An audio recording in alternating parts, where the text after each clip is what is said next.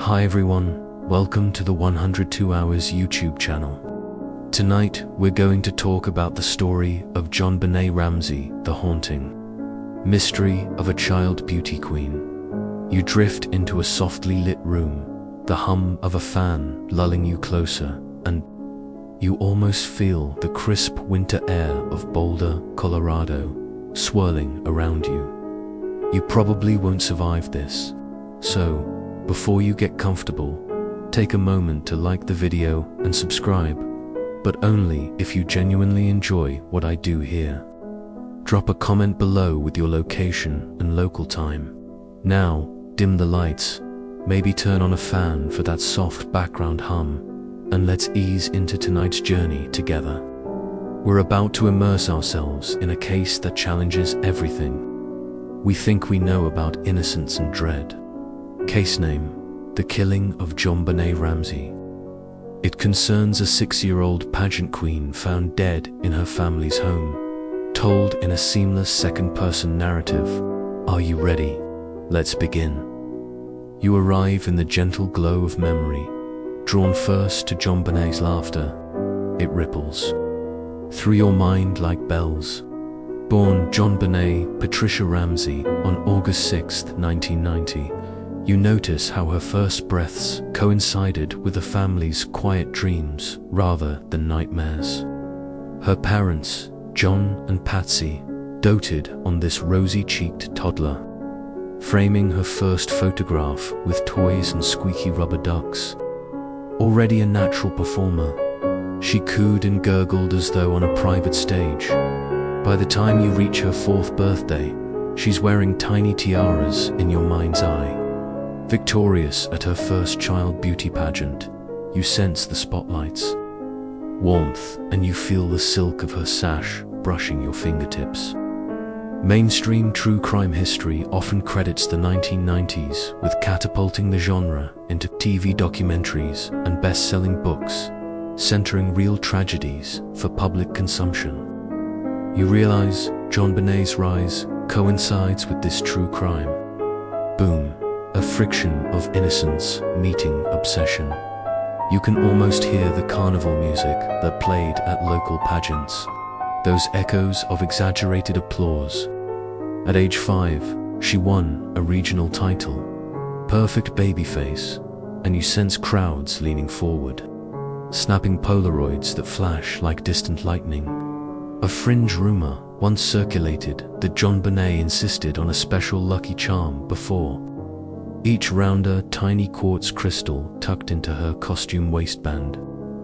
It's a quirky detail that feels both precious and unsettling now, as if that crystal somehow captures more than good fortune. When you think of the Ramsey household, you envision a sprawling Victorian-style home nestled against pine-clad hills.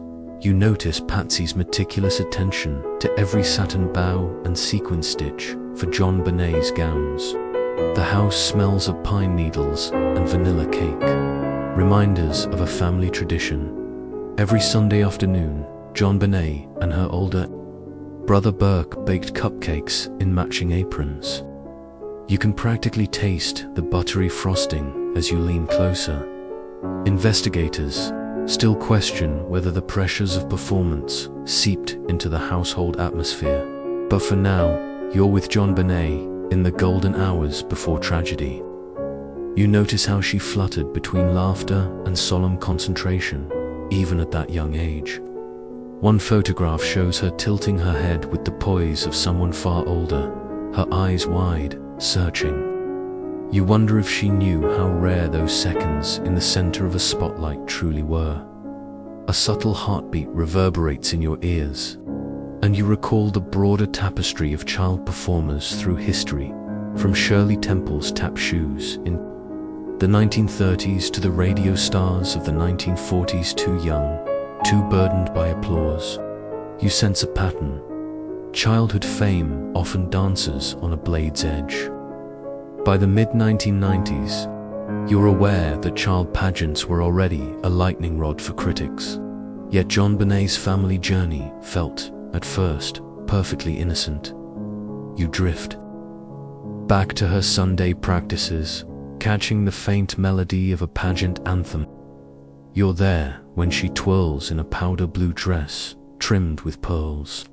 Smile bigger, Patsy whispers, smoothing a stray curl. You feel the thrum of excitement, and then a sudden stillness. Even in your mind, the image flickers, as if foreshadowing the silence waiting at the end of that holiday week. These early years shine with the promise of light until you sense an undercurrent. Something in the way Patsy's smile tightens, the way John's voice lowers when he speaks of protection. In your peripheral vision, you glimpse calls for improved child safety laws. Another mainstream fact, the federal child victimization survey first highlighted pageant concerns in 1995, sparking debates on child welfare in performance arts. That broader debate feels like a distant echo, but it anchors JonBenét's story in larger conversations about childhood vulnerability. You lean in again, drawn by that quirky quartz crystal rumor. Was it good luck or a totem that absorbed darker energies? You'll never know, but it lingers a breadcrumb for your imagination. And there, in the hush of early December 1996, you feel a tender smile playing on JonBenét's lips as she reads her wave in front of a mirror. The world beyond is easy to forget then. No flashing cameras, no national obsession, just a little girl with stars in her eyes. A final breath escapes you as this chapter closes. You remain at the threshold of innocence, sensing how fragile it can be when thrust into the spotlight. No headings remain, only the hum of anticipation for what comes next. You step into the Ramsey home on the evening of December 24th, 1996, and the air is thick with the scent of pine and cinnamon. The glow of white lights dances across a towering evergreen in the living room corner, each bulb reflecting off glossy red baubles and strands of faux snow. You feel the soft carpet beneath your stockinged feet as Patsy flutters around, positioning a delicate angel atop the tree. You hear Burke's uneven scales echoing from the upright piano, a gentle warble that punctuates the hush of falling snow against frosted windows.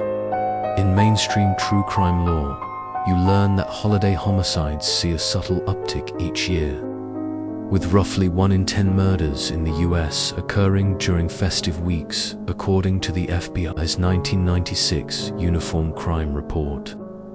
It's a statistic that jars against the very idea of peace on Earth. Yet you sense a deeper unease as carols drift through the speakers. The Ramsey Christmas ritual is in full swing. John stands at the gleaming kitchen island, carving the roast beef with practiced ease. His university professor cadence hums as he recites the family toast, an annual nod to gratitude. You chew on a pillowy mashed potato cloud that Patsy whipped up, whispering to you how she perfected that recipe. After watching cooking shows every Sunday, there's a fringe rumor, almost too curious to be true, that Patsy once insisted on placing a tiny vintage crucifix ornament on the third branch from the top to ward off holiday spirits and ensure good luck for her pageant queen daughter.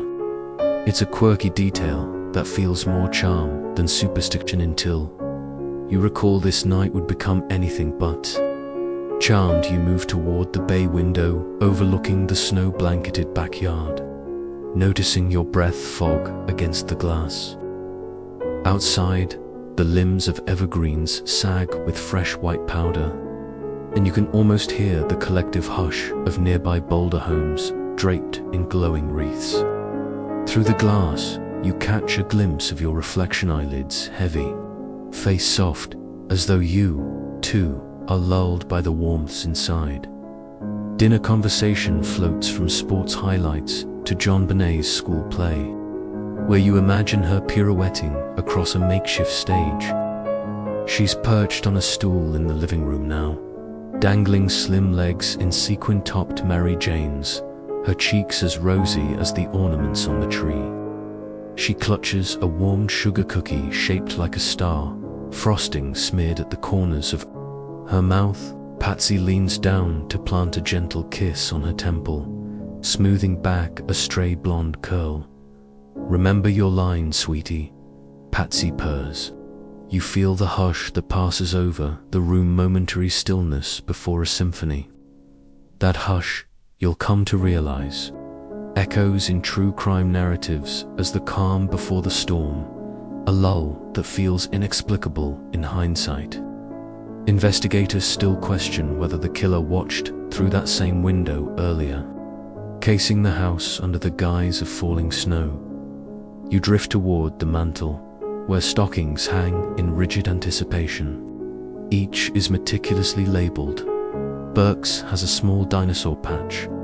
John's is monogrammed in bold navy, and JonBenét's shimmers with sequins spelling out princess. You almost expect to see a high-definition camcorder secretly embedded, filming unwrapping moments in other Fringe. Whisper claims that the Ramseys considered installing surveillance equipment after hearing of neighborhood break-ins. Whether to protect or to parade their holiday joy, the idea of cameras adds an eerie undercurrent to what should be a time for simple delight. A low hum of conversation resumes as John clears plates, and Patsy pours fragrant eggnog into fine china cups rimmed with flecks of nutmeg. You wrap your fingers around the warm porcelain, feeling comforted by its heft. The muted sparkle of lights flicks across the glass, making you blink twice.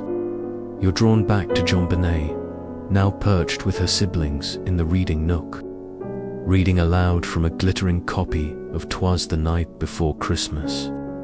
Her voice is clear and confident, each hark and sleigh ringing in the cozy haven.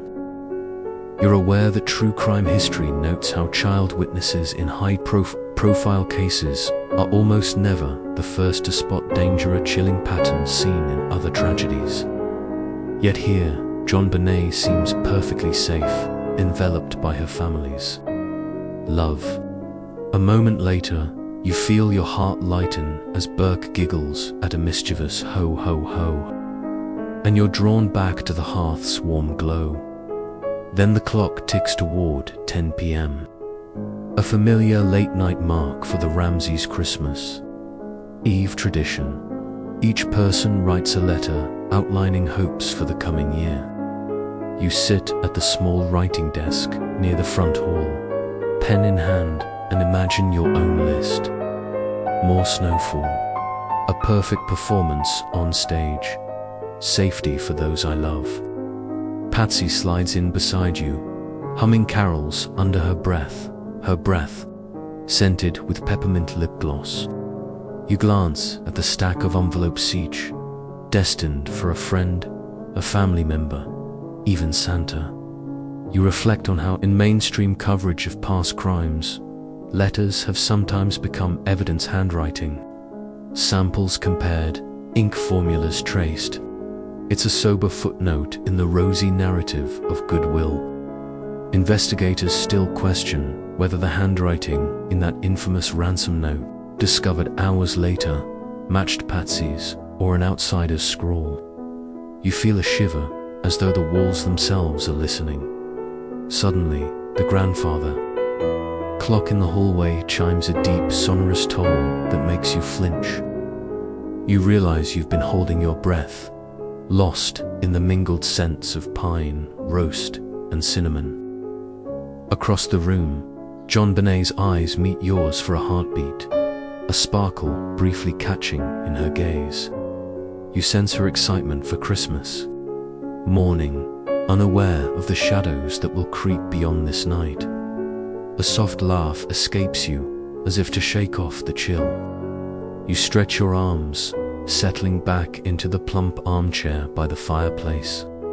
"All right, kids, bedtime," John announces, his voice gentle but firm. You stand, following him and Patsy as they tuck the children in, each room softly lit by a single mid-century lamp.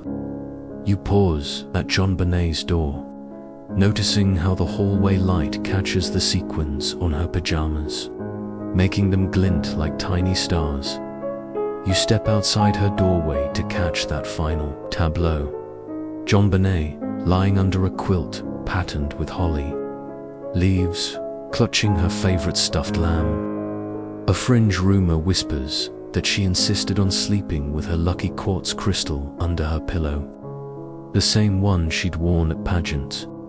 You wonder if she did, and if it offered any comfort against nightmares. You close the door on that memory and trudge down the staircase, feeling the last flicker of warmth fade. In the foyer, you brush against the banister where fingerprints linger in dust imprints you can almost trace with your fingertips. You're struck by the ordinary perfection of the scene, yet the air hums with tension you didn't notice before. Before you slip into your own dream state, you catch yourself replaying that last look on JonBenét's face. Pure anticipation. You inhale deeply, letting the mingled scents of vanilla and evergreen fill your lungs. The quiet settles, but you can't entirely shake the question hanging in the frosty air. Was this truly a night of family magic, or the final overture before an unspeakable tragedy? You ease toward the front door and pause, breathe the sentences unfurl in your mind, soft cushioning after the tension. You focus on the ticking clock again, on muted laughter down the hall, and on the promise of morning. Gifts. The house exhales around you, a lullaby of creaking boards and distant traffic. Investigators still question whether what felt like a perfect holiday veneer masked a darker undercurrent inside that Victorian-style home. But in this moment, you're wrapped in the hush of Christmas Eve, caught between the warmth of celebration and an inexplicable foreboding. You turn a final glance toward the trees' twinkling lights, then step into the night, ready to drift into dreams that shimmer with pine needle scents and fairy light magic. Before dawn's horrors descend, you awaken to a brittle chill, slipping under your blanket, the hush of pre-dawn broken by a distant car door's click. Your head is heavy with residual dreams, floating snowflakes, distant laughter, but as you push aside the covers, reality's cold bite snaps you fully awake. You trudge down the hallway, every step muted by thick carpet. The hallway lamps' soft glow casting elongated shadows on the walls. It's December 26th, 1996, just past 5 a.m., and the world outside remains cocooned in darkness. In mainstream true crime history, you learn that nearly 1/3 of home intrusions occur between midnight and 6 a.m., when most families are deep in slumber, making this hour a notorious window for violent crime. You feel that statistic settle in your gut like frost as you reach the kitchen doorway, where dim light pools around the breakfast bar. Your gaze lands on Patsy, pale in slippers, a tangle of curls accentuated by worry rather than sleep's softness. She's bent low, scanning the counter with a tremor in her hand. Next to her, John paces, pausing now and then to rub his temples as if warding off a migraine. You've barely registered their uneasy silhouettes when Patsy speaks, voice trembling. It's a ransom note. You step closer, the scent of stale coffee mingling with lingering pine. On the Formica countertop lies a folded sheet of heavy stationery cream paper, emblazoned with a gold border, the kind parents use for holiday thank you notes. You recognize the unlikely origin. It once held JonBenét's Christmas cards before Patsy repurposed it. A Fringe rumor whispers that the paper came from a drawer in JonBenét's bedroom, suggesting the intruder moved freely around the house. It's a detail that drips with disquiet, as though the culprit left breadcrumbs of familial trust in every line. Your fingers itch to touch the note, but you hesitate, recalling that 1996 police protocol strictly prohibits anyone but forensic technicians from handling potential evidence. Investigators still question whether the Ramseys' initial handling of the note could have contaminated crucial fingerprints. You lean in, peering at the handwriting. Tall, looping characters, slanting slightly right, a mix of capital and lowercase letters that feels almost practiced. The note demands $250,000 in cash for JonBenét's safe return and warns against involving police, an ultimatum scrawled with feverish underlines. Beneath it, a chilling postscript, almost too small to see. "We are watching you." Blood drums in your ears as Patsy's voice cracks. It says, "Your child is being held for ransom." You taste the coppery temps of adrenaline on your tongue. You notice John's jaw tighten, knuckles whitening as he clenches the countertop. The house, moments ago so alive with holiday warmth, now feels hollowed, every ornament and string of lights a silent witness. You glance toward the staircase, picturing Burke's small form sleeping upstairs, oblivious to the upheaval creeping through the halls. A statistical footnote echoes in your mind. Mainstream crime data shows child victims and home abductions are most often taken by someone known to the family, not strangers lurking in the shadows. That fact tugs at you, whispering that the danger might lie within these very walls. Your breath catches as Patsy gingerly unfolds the note on the counter. You watch the gold border crack softly, paper fibers whispering like ghostly sighs. John reaches for a pen on the island, perhaps to copy the handwriting for detectives, and you sense the weight of every second ticking away. You know that in high-profile cases, the first hour is critical. Crime scene integrity can make or break an investigation. Footsteps approach behind you. Burke, drawn by the low voices, appears at the foot of the stairs. His eyes are still heavy with sleep, confusion widening them as he takes in the scene. "Mum, Daddy, what's wrong?" he asks, voice small. Patsy spins, horror flashing in her eyes before she forces a tender smile. "It's nothing, sweetheart. Go back to bed." You feel the tension coil tighten. Other mainstream observation notes that child witnesses often minimize their own alarm to comfort parents. Even amid terror, Burke hesitates, lip trembling, but retreats when John gently but firmly gestures toward the stairs. You imagine the doorway closing, the click of the latch echoing louder than any gunshot. For a heartbeat, silence reigns again, punctuated only by the flicker of the refrigerator light.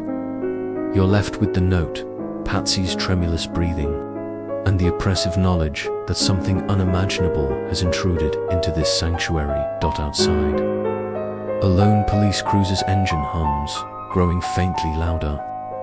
You step to the window, peering through frost-etched glass at the blue and red lights dancing across the snow. You notice how the colors refract on icy branches, painting the world in uneasy hues. A detective emerges, gloved hand lifting a notebook, eyes scanning the front door. You've read mainstream accounts describing that first officer's impression. Concern for JonBenét's welfare, but confusion over the note's legitimacy. Was it a hoax, a desperate ploy, or a horrifying reality? Investigators still question whether that initial assessment delayed critical life-saving measures, and agonizing. What if that haunts the case to this day? As the detective's car door closes, you're recalled by Patsy's soft sob. She leans against the counter, forehead resting on her folded arms. You approach her, placing a steadying hand on her shoulder, though you know no comfort can pierce the panic now layered over grief. You see her mascaras, smudges tiny black rivers, tracing paths down her cheeks. John pockets the ransom note, sliding it into an evidence bag the detective holds out. You feel the weight of it in your mind, paper soaked with ink and dread, a puzzle demanding answers but offering none. The detective mutters procedural questions, voice low but firm, and you pick up stray fragments. Did they hear anything unusual? Were all doors locked? Was any gift wrapping missing? You find yourself answering, almost on autopilot, your brain snapping between shock and a need to comply. You outline the previous afternoon's routine, presents unwrapped. No strange noises, a locked house. You almost don't notice the detective studying your face, pen hovering. Finally, he nods and steps back into the cruiser. The engine sputters and fades. A soft hush envelops the kitchen again. You look at the clock, 5:47 a.m. The world is still 2 hours from sunrise, and yet everything feels irrevocably changed. You sense that the next breaths you draw will belong to a different reality, one where nothing is safe, where every family ritual is a fragile veneer. A distant rumbles leak news vans arriving. Gears shifting in the background tells you that the media will soon flood this quiet cul-de-sac. But for now, in these stolen moments before sunrise, you're tethered to the ramshackle mercy of breathing. You turn back to Patsy, offering a whisper. We'll do everything we can to bring her home. She looks up, eyes red but resolute. You wonder how many mothers' promises have begun here, in kitchens bathed in fluorescent light, before shattering on cold sidewalks. A fringe whisper lingers at the edge of your awareness that the note's handwriting matches a neighbor's. Old schoolwork, yet no neighbor was ever charged. And the detail flutters unresolved like a moth around a flame. You close your eyes briefly, letting the hush around you press into your chest. One mainstream fact remains etched in your mind. Child abduction cases that go cold within the first 48 hours have only a 30% chance of ever being solved. That statistic feels less like abstract data and more like a ticking clock. Measuring JonBenét's fading chances, you open your eyes, swallow, and steel yourself.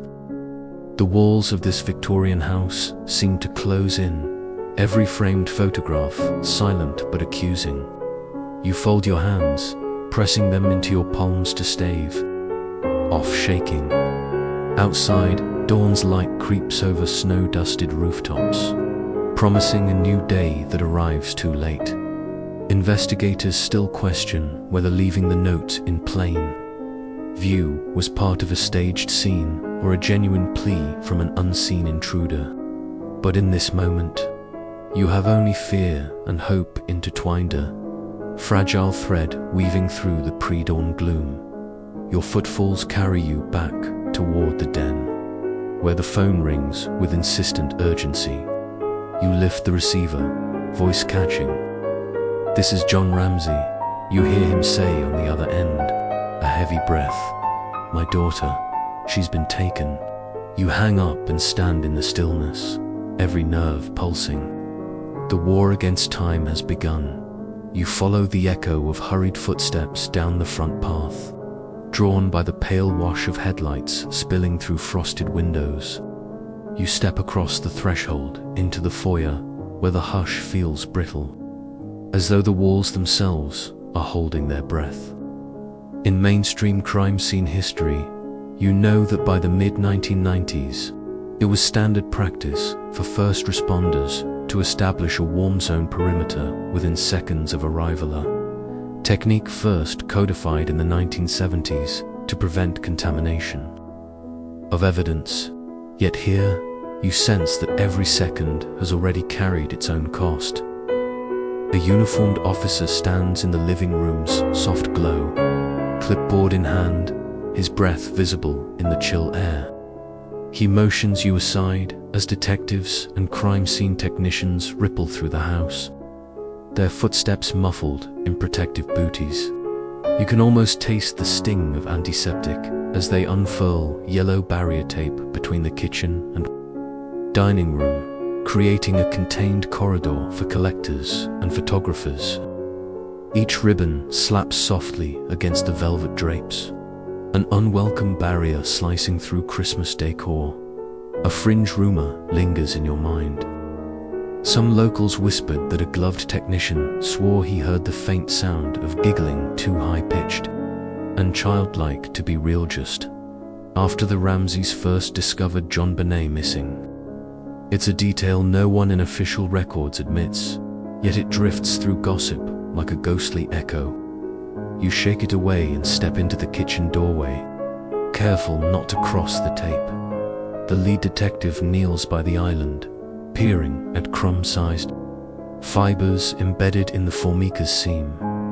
You lean in, noticing how he uses a tiny brush to coax particles into a foil tray.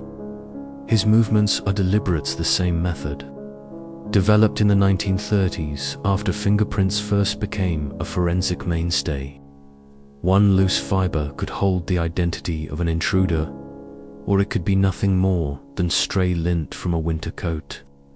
You feel the gravity of that uncertainty in your chest.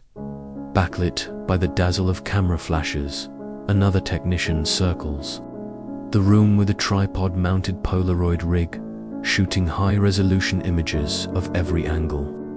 You watch as they label each shot LR1, LR2, countertop close-up, and slide stacks of film into numbered envelopes. In true crime lore, early film documentation was once thought enough to solve cases. Now, digital imaging dominates. But here, in 1996, it's film or bust. You inhale slowly, aware of each shutter click like a metronome counting down hope. Your gaze shifts to the bay window where JonBenét last sat. The curtains hang untouched, their embroidered holly pattern frozen in mid-dance. A technician stands backlit, adjusting the angle of a small lamp to capture any latent fingerprints on the glass. You almost want to warn them of your wet glove. Prints from the snow outside, but you bite your tongue. No amateur interference now in the hallway. You glimpse the base of the stairs, pillared by detective chalk marks, tracing scuffs in the carpet. Those hash marks developed in the 1950s map trajectories investigators hope will reveal movement patterns. You spot one clue they've circled, a partial boot print near the bottom step, its tread pressed faintly into carpet fibers. A mainstream forensic fact surfaces. Boot print analysis wasn't widely standardized until the early 1990s, making this one of the first major cases to hinge on minute shoe sole details. You move closer to see muddy treads bearing an asymmetrical zigzag, pattern tiny stones wedged in between. You imagine technicians capturing that pattern in plaster, forever freezing a suspect's steps. But an open debate persists. Investigators still question whether that print belongs to an intruder or was left by someone who entered earlier, possibly a neighbor or delivery person. The uncertainty pricks at you like a cold wind. Behind you, an officer ushers John and Patsy through an archway into the family room, offering them bottled water and a stance of polite formality. You sense their grief-soaked confusion, shoulders, hunched eyes hollow as they watch strangers methodically dissect their sanctuary. A fringe detail floats to mind. Rumor claimed that Patsy blinked twice in quick succession whenever asked about locked doors. A nervous tick, some whispered, was guilt, yet no investigator ever took it as proof. You swallow the urge to chase shadows. The scent of pine still lingers, but it's overlaid now with the sharper tang of fingerprint powder. You watch as a gloved hand brushes a soft graphite paste across a brass doorknob near the side entrance. A cloud of grey dust blooms like early morning fog before technicians lift the impression on clear tape. Another mainstream milestone, latent print lifting, evolved dramatically after World War II, and by the 90s, this magnetic powder technique was the gold standard.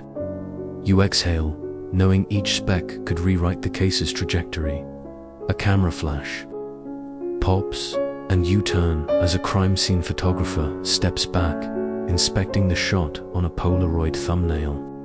You notice the frozen image, the living room rug, a single toy marble by the hearth, all captured in stark clarity. It's mundane yet haunting, a snapshot of domestic normalcy disrupted. You hear the photographer murmur, "Every detail matters," a mantra as old as forensic science itself. You drift toward the den, where the slight hollow beneath a knotted throw rug has been gently lifted, revealing a pale wood floor that appears unbroken. A technician sweeps a UV light across the space, seeking signs of bodily fluids invisible to the naked eye. In mainstream contexts, UV luminol tests first gained widespread policing use in the late 1980s, revolutionizing the detection of blood. Yet here, under that eerie blue glow, nothing glistens. No hidden stain betrays its presence. You feel relief. Flicker, quickly snuffed by the larger unknown. You step outside onto the back patio for a brief breath of crisp air. The tape rustles at your waist, and you peer through the sliding glass doors at silhouetted figures moving methodically inside. You notice the fringe speculation that some technicians insisted on re-sealing the doors. Hours later, an unauthorized tweak, they say, was meant to preserve an odd piece of shattered glass found in the basement. Official reports make no mention of it, yet the rumor endures. You blow out a cloud of breath and rub your hands together, remembering mainstream guidelines that stress officer logs.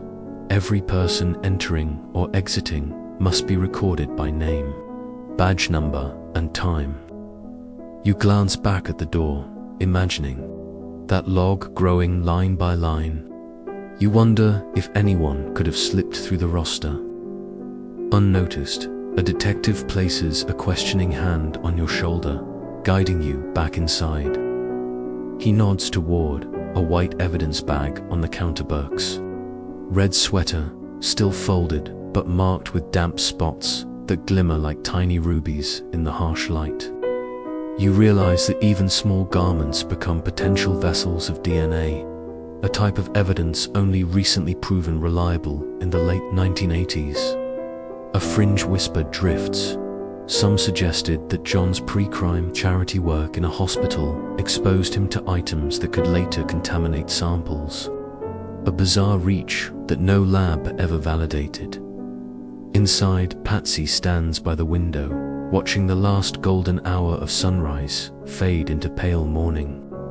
You sense her longing for answers etched deep in her posture. A final fact anchors you: mainstream.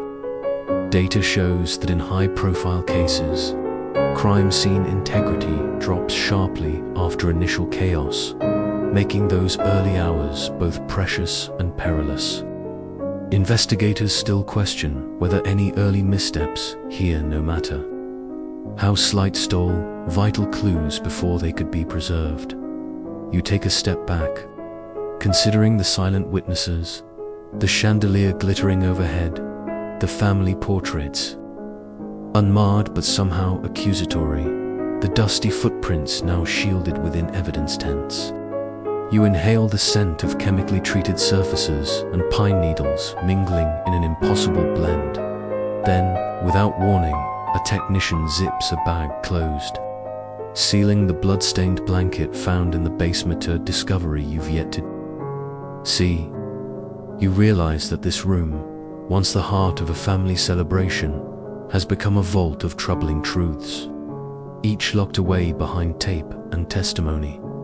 You stand amid vestiges of normalcy turned evidence, and you feel the weight of every brushstroke, shutter, click, and chalk mark forming a mosaic of chaos and care. The Ramsey home, once a warm holiday refuge, now lies under a forensic spotlight. Its every surface, both witness and mystery. You step away from the tape, heartbeat echoing in your ears, and prepare to follow the investigation deeper into the shadows. You step outside onto the frosted sidewalk, greeted by a wall of flashing lights and a low hum of idling engines. Reporters cluster like starlings, lenses aimed at the Ramsey front porch where police shadows still linger. In mainstream true crime history, you know that the 24-hour news cycle was only just taking shape in the mid-90s. CNN's rise after the O.J. Simpson trial cemented wall-to-wall coverage as a new norm. You feel that shift in the late December air, as every network jockeys to be first with an image of the velvet-roped perimeter. You weave through camera, tripods, and snaking cables, amusement and dread jostling in your chest. A producer barks into a phone, voice clipping with urgency. We need a live shot in 30. You notice how satellite trucks loom behind wrought iron gates, their dishes tilted skyward like hungry metal mushrooms. The scent of diesel mingles with pine needles tracked in by rushing boots, odd juxtaposition of festivity and frenzy. Up close, you see the jittery faces of field anchors, earpieces glinting under street lamps. They lean into handheld microphones branded with station logos, each delivering the same skeletal facts. 6-year-old JonBenét Ramsey missing, disturbing.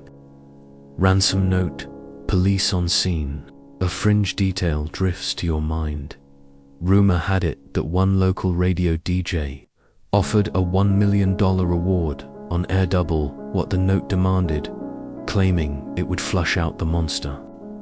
It wasn't verified, but it fueled an early bidding war of sensationalism.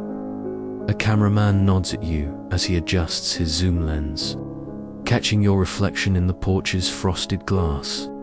The image splinters into multiple ghosts of yourself observed, multiplied each a silent witness to collective grief. You realize how the case swiftly became a prism for every fear: kidnapping, pageant exploitation, parental guilt. In the background, you hear a clack of high heels on pavement.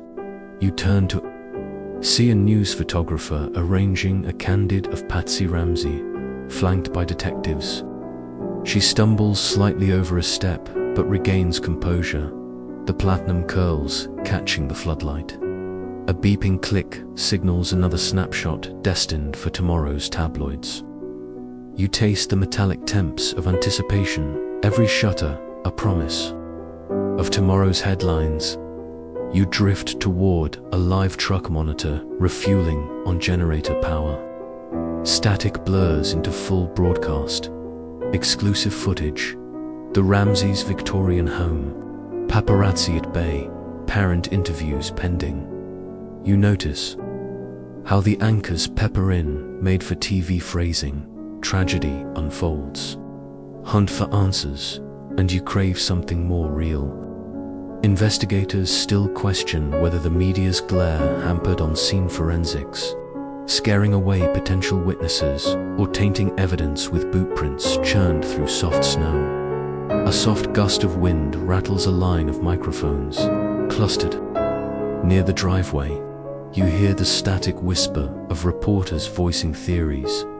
Was it a prowler, an inside job, a crime of opportunity? The air buzzes with speculation, as if the cold itself is fueling rumor.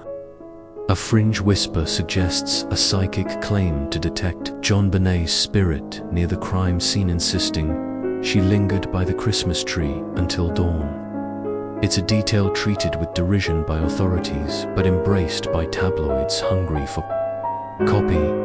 You glance at a cluster of camera feeds streaming through a nearby window, each capturing subtly different angles. Burke's red tricycle untouched by snow. A policeman adjusting his hat, a raven-haired reporter smoothing lipstick. You realize these images will feed cable news loops for days, shaping public opinion before any trial begins. In true crime culture, early media framing often sets the narrative to non-observation. Borne out by scholars studying the Simpson coverage in 1994, you lean against a snow-dusted mailbox, holding a cup of coffee, offered by a kindly technician. You savor the steam curling into the chill. It's a small comfort in the swirl of chaos. A brief breather sentence drifts past your lips. Maybe take a breath, sip something warm. You notice how the coffee's bitterness grounds you, a tether to reality amid the theatrical dots. Suddenly, a voice crackles through a bullhorn. Stand by for the Ramsey statement. A hush ripples through the press corps. You tuck the hot cup under your coat, bracing against a draft that sweeps uneaten snow across the driveway.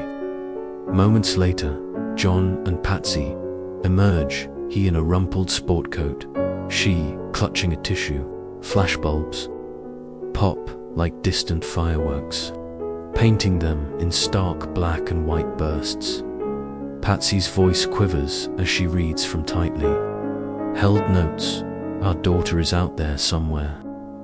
We are pleading for safe return. The words hang beneath the archway like a suspended prayer. You catch John's jaw tautening beside her, eyes fixed on reporters who scribble furiously. You notice how the couple becomes instantly transformed into actors in an unscripted drama, every gesture passed for meaning. Behind the podium, two officers stand as silent sentries. You watch one off-camera aide murmur into an earpiece, tracking any potential crowd surge. The exchange lasts barely a minute, but you feel its echo for hours. An emotional tremor sending ripples through the gathered press. When it ends, reporters lob rapid-fire questions. What did you hear? Who is responsible? Have you checked the basement? The Ramseys retreat without answering, swallowed by the night. You remain, cradling your coffee cup, now lukewarm. You notice a local news van rolling out, labeled exclusive. The latest developments, leaving behind a tangle of cables. The ground beneath you seems to absorb every flash and footstep, steeping itself in rumor and grief. You stand, hearing a distant siren, and wonder how many have already jumped to conclusions. A mainstream media study later noted that the JonBenét case received over 1,000 nightly newscast mentions in its first week, an unprecedented level for a domestic tragedy. You shiver at the statistic, imagining every home across America flicking from channel to channel, each repeating the same haunting line. Is JonBenét still alive? In that swirl of cameras and cables, you realize the power of public gaze. It can spotlight truth or distort it, illuminate clues or drown them in noise. Investigators still question whether the flashbulb frenzy spooked eyewitnesses or pressured leads into hiding. But in this moment, you're simply one observer among many, your breath frosting in the air as you witness history being broadcast in real time. You finally turn away, retreating down the snow-packed street, leaving behind the carousel of lights and microphones. The hush of tree-lined suburbs returns around you. A lone newspaper blows across the pavement, headlines screaming missing. You bend to pick it up, tracing the bold letters with a numb finger. You fold it under your arm and continue walking, senses sharpened by the media's echo chamber. Every headlight now feels like a searchlight, every passerby a potential witness. You wrap your coat tighter, absorbing the cold, and carry that newspaper like a talisman evidence of the world's awakening to JonBenét's fate. You round the corner and pause. Under a street lamp, coffee cup long gone. You exhale, the breath misting like a question mark in the night. Who will control this story and who will it consume? You're back inside the Ramsey kitchen by noon, the harsh fluorescence washing out the festive glow and leaving everything overly edge, every dust mote, every rhetorical question pulsing in the air. Your breath fogs the Formica countertop as you lean in to examine the ransom note again. The gold border now dulled by handling and time. In mainstream true crime records, you discover that ransom notes accompany less than 5% of kidnappings in the United States, making this document unusually theatrical for a domestic case. You sense the note's weight in your hands. It's thick stationery, a declaration rather than a plea. The note's first lines are ornate, "To whom it may concern," followed by a clumsy apology for its length. Each letter slants at a consistent 17-degree angle, suggesting a practiced hand. You notice how the writer alternates between uppercase and lowercase letters within the same sentence. Quirk more common in ransom law than genuine criminal correspondence. You draw closer, noticing a tiny blot where the nib of the pen paused an ink droplet, no larger than a pinhead, but pregnant with questions. A fringe tidbit surfaces. Some amateur sleuths noted that pen's ink matched a rare sapphire blue refill sold exclusively at a small stationery shop in Boulder in late 1996. Only a handful of locals purchased it. They whispered though. No one ever traced a single receipt.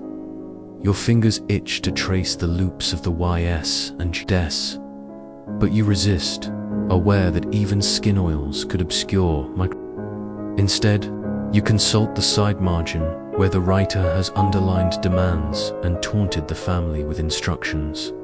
Attach a tape recording of you speaking the last paragraph and enclose it with the money. If we detect any gadgets, we will immediately kill your daughter. You hear the muted chime of an evidence bag zipper as a technician seals the note into a numbered pouch. You remember mainstream FBI protocol. In 1996, document examiners often preferred tape, sealed evidence, to preserve latent prints, an approach borrowed from wartime code-breaking archives. Investigators still question whether the Ramseys' own handling of the note and packing it themselves before the FBI arrived. Extraneous prints that muddied the analysis. A detective peers over your shoulder, tapping the note's crease. "Look at this indentation," he says, voice low.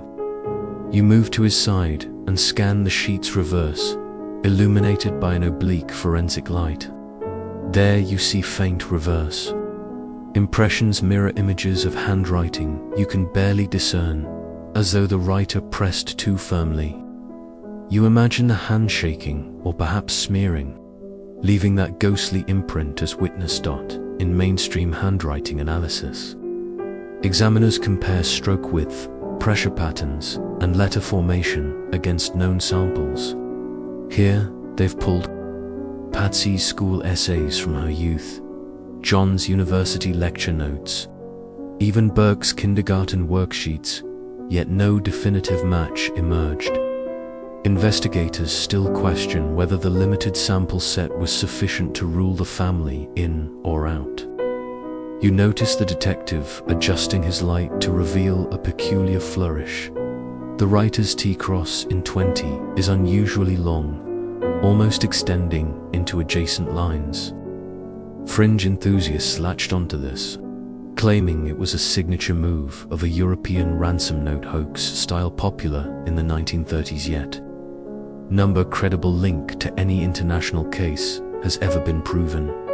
You stretch back, leaning on a chair, and pause to let the tension seep into your bones. The frenetic pace of the morning's discoveries presses on your chest like a vice. A brief breather escapes. Maybe close your eyes for a heartbeat. Let the hum of the refrigerator normalize your pulse. You taste the residual bitterness of day-old coffee on your tongue, a grounding reminder of life beyond this paper. Refocused, you turn your attention back to the note's content. Its demands $250,000 in small, unmarked bills sound precise, as though the writer had studied bank withdrawal limits. You remember a mainstream fact.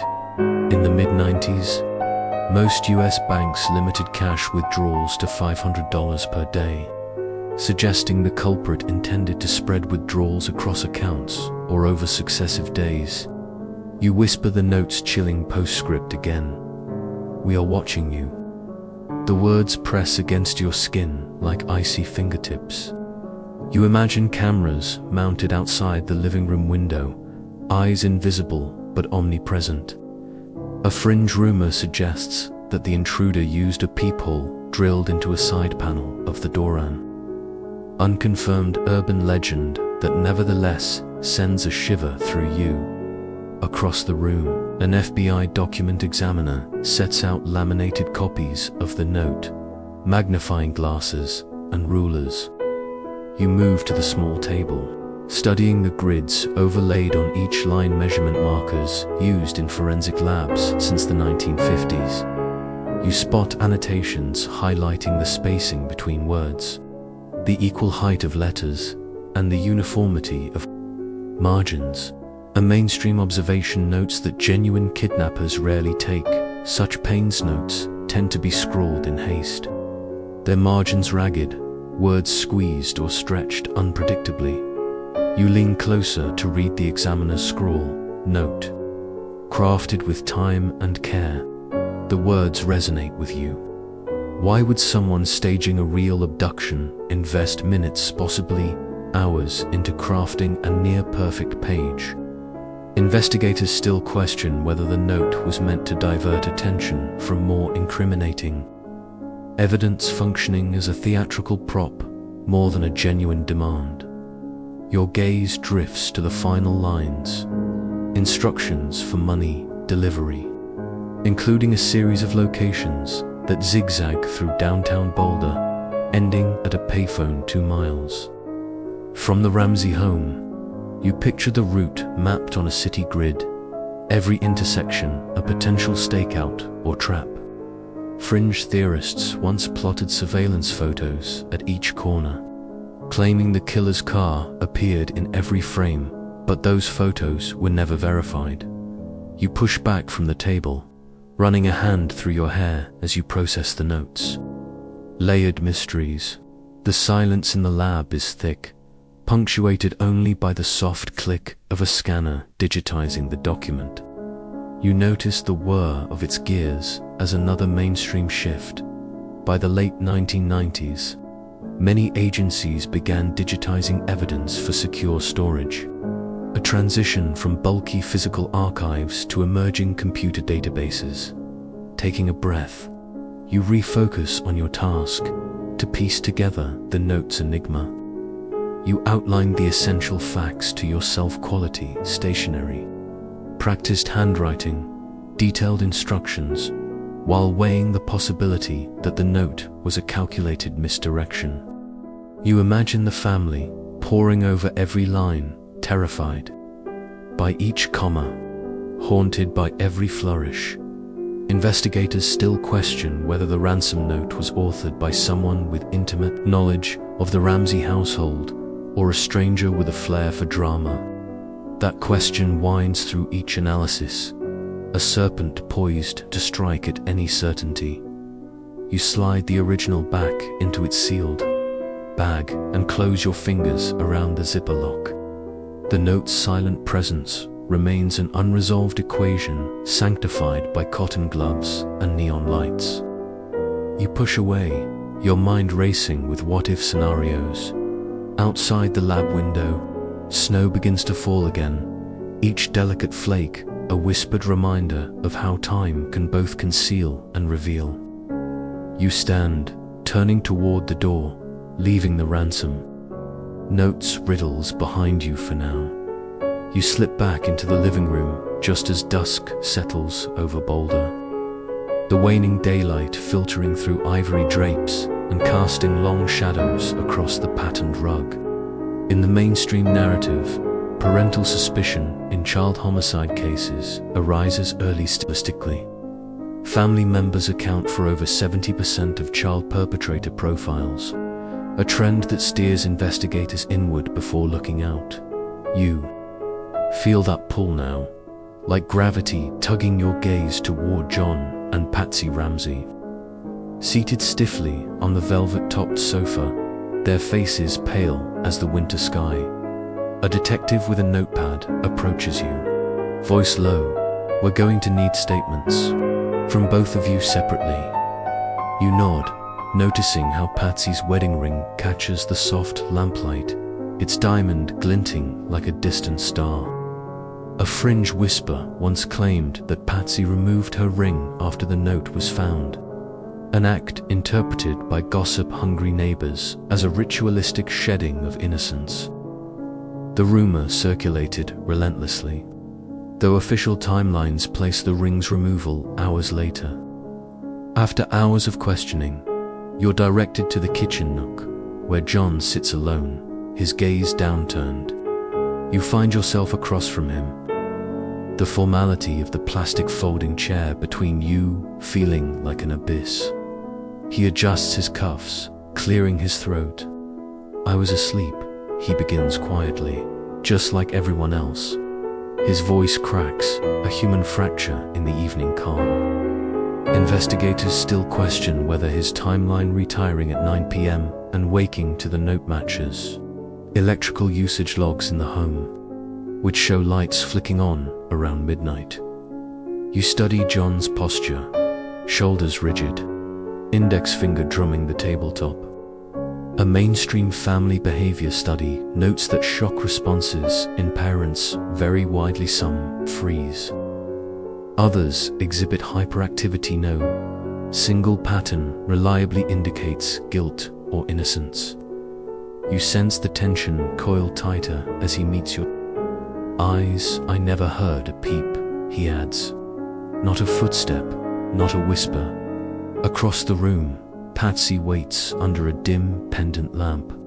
You're ushered to her by an officer who softly instructs you to remain silent. Patsy's hair is swept into a loose bun, a few strands escaping to frame her anxious face. "I checked on them before bed," she says, voice laced with exhaustion. "I tucked them in. Everything was fine." A Fringe detail drifts to your mind. Conspiracy blogs claimed she used two different phrases, kids and children, in successive interviews, an inconsistency flagged as deception. Yet linguists argue such word choices shift naturally under stress. You rid yourself of that thought and press gently. "Did you hear any noises after midnight?" Patsy's lips press into a thin line. "Only what I thought was the wind," she whispers, glancing at the curtained window. Investigators still question whether the wind theory was a convenient cover for unexplained bump and thump sounds. Neighbors reported noises, never fully corroborated with outside calls. As you step away, you sense the undercurrent swirling. Sympathy for a grieving family, suspicion bred by statistics, and the ever-present glare of public opinion. You wander to the foyer, tracing the grain of the oak banister as you recall another mainstream fact in high-stress interrogations. Innocent parents often exhibit equal or greater nervous tics than guilty suspects. Hand-rubbing, lip-biting, throat-clearing making comportment a poor litmus test for truth. A detective intercepts you, nodding toward a bulletin board crowded with photos, family portraits, holiday snapshots, and 2 crime scene stills.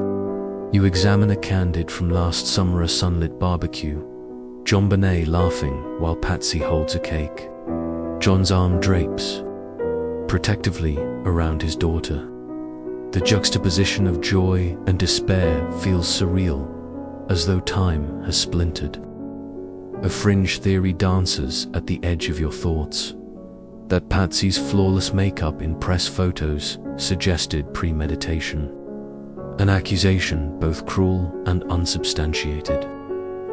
You shiver at how quickly innocence can be splintered by rumor. Investigators still question whether analyzing video footage of the family's pre-crime moments might reveal subtle signs of stress micro-expressions too fleeting for the human. You move to a nearby chair, aware of the low murmur of conversations just out of sight. A uniformed officer confides to a partner, "We're not ruling anyone out." That open-ended phrase lingers like smoke, neither here nor gone. You feel the complexities of loyalty, love, and suspicion converge in that room. You recall mainstream forensic recommendations. Interview family members far apart. To prevent collusion or shared narrative shaping, the Ramseys were kept separate. For hours, yet their statements remained eerily consistent, to another detail fueling speculation. Were they coached, or simply telling the truth? Investigators still question whether question framing inadvertently steered responses, a classic pitfall in witness interviewing. You drift toward the archway into the den, noting the soft hum of a video transcription unit. Typists capture every utterance, down to stutters and breath pauses. A Fringe blogger once claimed those transcripts hold secret ellipses, marking withheld admissions, but no evidence supports such selective redacting. In the corner, a psychologist sits, with a notepad, observing body language rather than words. You sense his quiet intensity in attempt to map trauma responses against truth-telling. Mainstream profiling warns that grief can mimic deceit in the neurochemical storm of cortisol and adrenaline. You step outside into the cold night too. Clear your head, the air bites at your cheeks, and you draw your coat tighter. Snow swirls past street lamps, each flake drifting as though searching for peace. You lean against your car, shaking off the swirl of theories and emotions. Through the windshield, you watch lights flicker in the Ramsey home. One lamp left on in the living room, another in the hallway. They burn like silent beacons in a sea of dark. You envision Patsy and John, each in separate rooms, replaying their last moments, with JonBenét searching memories for answers that might free them from doubt. A final mainstream insight grounds you. Cases resolved by parental confession make up fewer than 5% of child homicide convictions, underscoring how rare it is for grieving parents to be the culprits. That statistic doesn't exonerate the Ramseys, but it reminds you that suspicion is a heavy fog, not a verdict. You let out a breath, steam curling above your lips, and prepare to re-enter the house.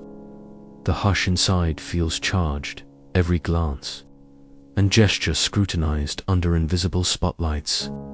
Investigators still question whether the household's dynamics, love, pressure, ritual masked deeper fault lines that might explain tragedy. You open the front door, resolve and doubt intertwined, stepping back into the theater of shadows and half-truths that the Ramsey family now inhabits. You step into the sterile stillness of the coroner's office, the air crisp with cooled circulation and the faint chemical temps of disinfectant. A narrow strip of fluorescent light tracks across the steel autopsy table where JonBenét's petite form lies swaddled in a white sheet. You feel the quiet gravity of the room press in on you here. The final truths of her body will be laid bare.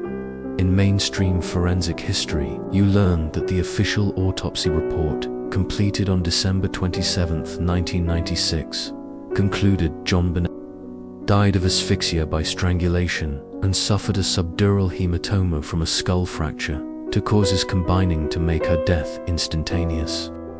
A dual assault first recognized in similar cases decades earlier. You sense the weight of that conclusion as the coroner gently peels back the sheet. She's dressed in a soft pink sleeper covered in applique hearts, her favorite bedtime outfit. A fringe detail whispers through your mind. Some investigators noted a single sequin from that sleeper lodged under her fingernail, suggesting she grasped at something in her final moments. Though no lab records fully confirm that micro-trace finding, your gaze follows the coroner's gloved fingers as they point to the left parietal region of JonBenét's skull. A jagged, 3-inch linear fracture runs in a faint zigzag, hair-thin fissures radiating outward like frozen lightning bolts. You almost see the force behind it, the moment of impact that squeezed life from her body.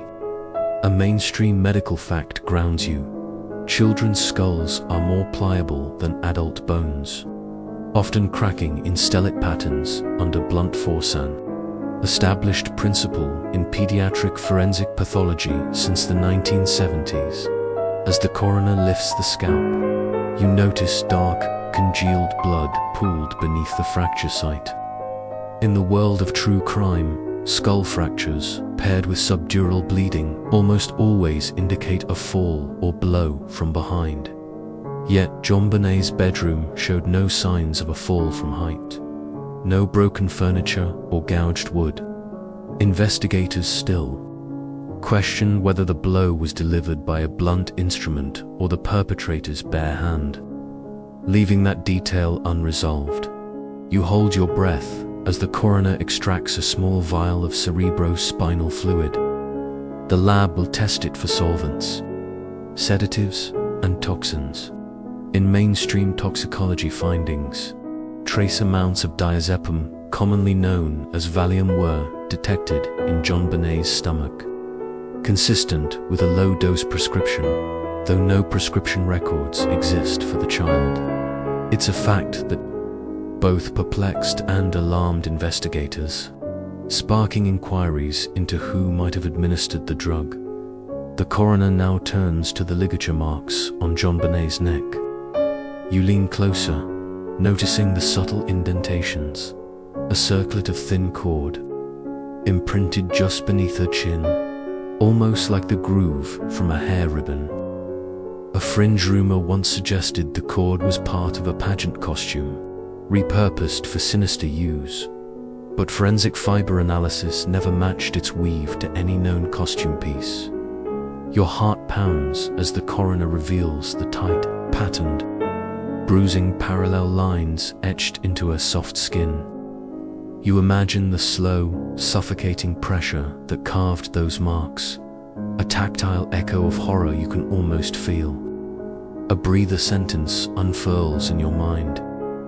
You might close your eyes for a moment. Let the mechanical hum normalize the shock. When you open your eyes, you notice the coroner has moved on to the hands. Each finger is slender and delicate, nails clean but for a smudge of reddish-brown beneath the thumbnail. Blood tests later showed that it matched JonBenét's own, a positive type, consistent with contact bleeding rather than a defensive wound from another body, nuanced distinction, established by forensic standards in the late 1980s. Instrument trays clink as the coroner examines her torso. No deep lacerations mar the soft flesh, but a faint abrasion circles her waist where the sheet of newspaper found wrapped around her legs in the basement first met her skin. You remember reading that the newspaper, dated December 25th and reporting national holiday stories, bore Patsy's fingerprints at the top corner. Investigators still question whether that placement was accidental or part of a staged tableau meant to mislead. You shift as the coroner exposes her chest cavity. The heart is small, organ perfused, with no congenital defects in image that pinches at your chest. A mainstream cardiac fact tells you that young children rarely present underlying heart conditions that could mask trauma, reinforcing that her death was the result of external force alone. A final detail awaits: the toxicology report. You study a laminated sheet listing compounds screened.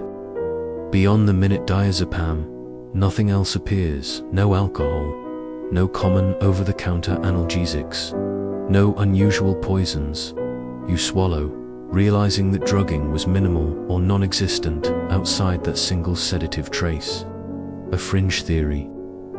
Once argued, the drug came from a common veterinary supply, yet no animal clinic records corroborate such a claim.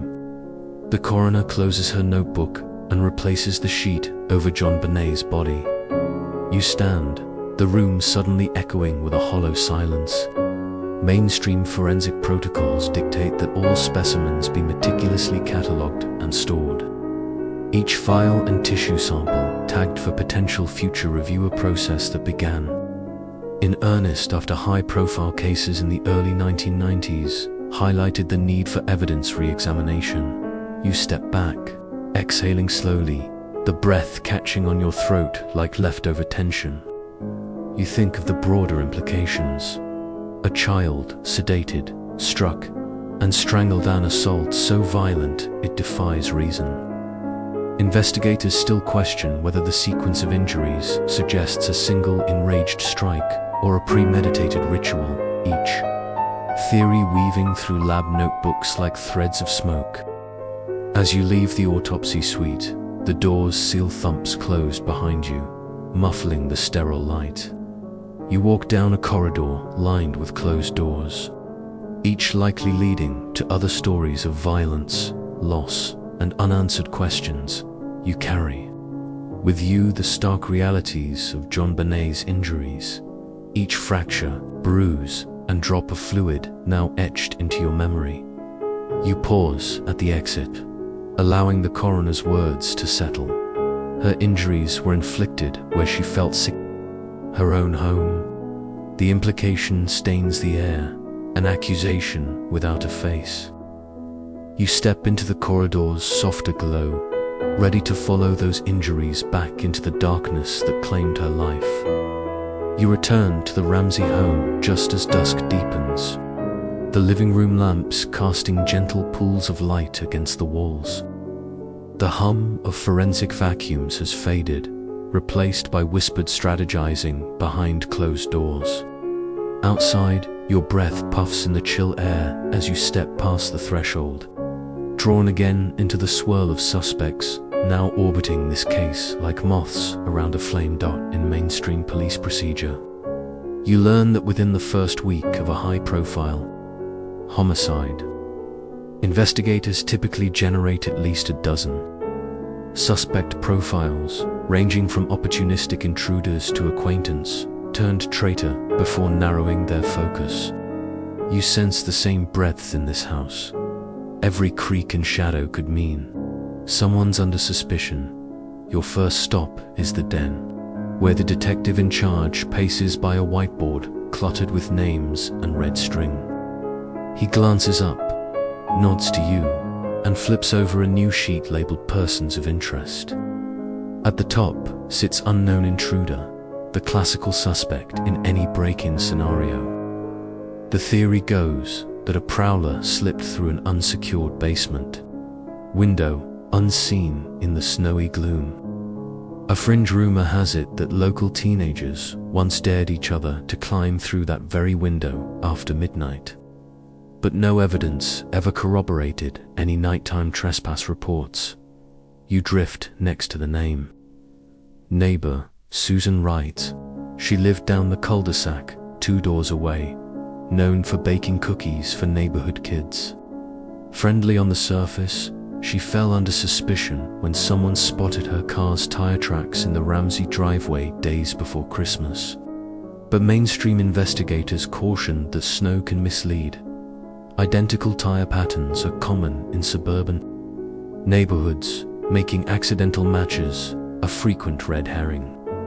Investigators still question whether those tracks were fresh evidence of a clandestine surveillance run or simply Susan delivering holiday cheer. A photograph pinned beside her. Name shows Susan in wool mittens and a bright red parka, face flushed by cold winds. You notice a glove possibly from her coat found in the Ramseys' backyard. But DNA tests revealed only her own profile and no trace of others. The detail feels frustratingly mundane, like staring at a snow-dusted bench with no footprints leading anywhere. Your gaze travels down the board to John and Patsy Ramsey. Even now, their names remain on the chart, encircled in cautious blue. You recall a mainstream criminology fact. Family members account for over half of all homicide perpetrators in children's cases. A statistic that forces police to treat parents as any other suspect until cleared. Yet you also sense the empathy in the room. No one here wants to believe loving parents could be behind such an act. You remember Fringe bloggers dissecting Patsy's tear-streaked press photos, debating whether her makeup ran from stress or studio touch-ups. You push that aside, focusing instead on interrogation notes. Both John and Patsy passed polygraph tests administered 2 days after the crime, an indicator that mainstream law enforcement manuals deem inconclusive, given polygraphs unreliable. 70% accuracy rate. On the whiteboard, an arrow links the Ramseys to family friends, the Kellers.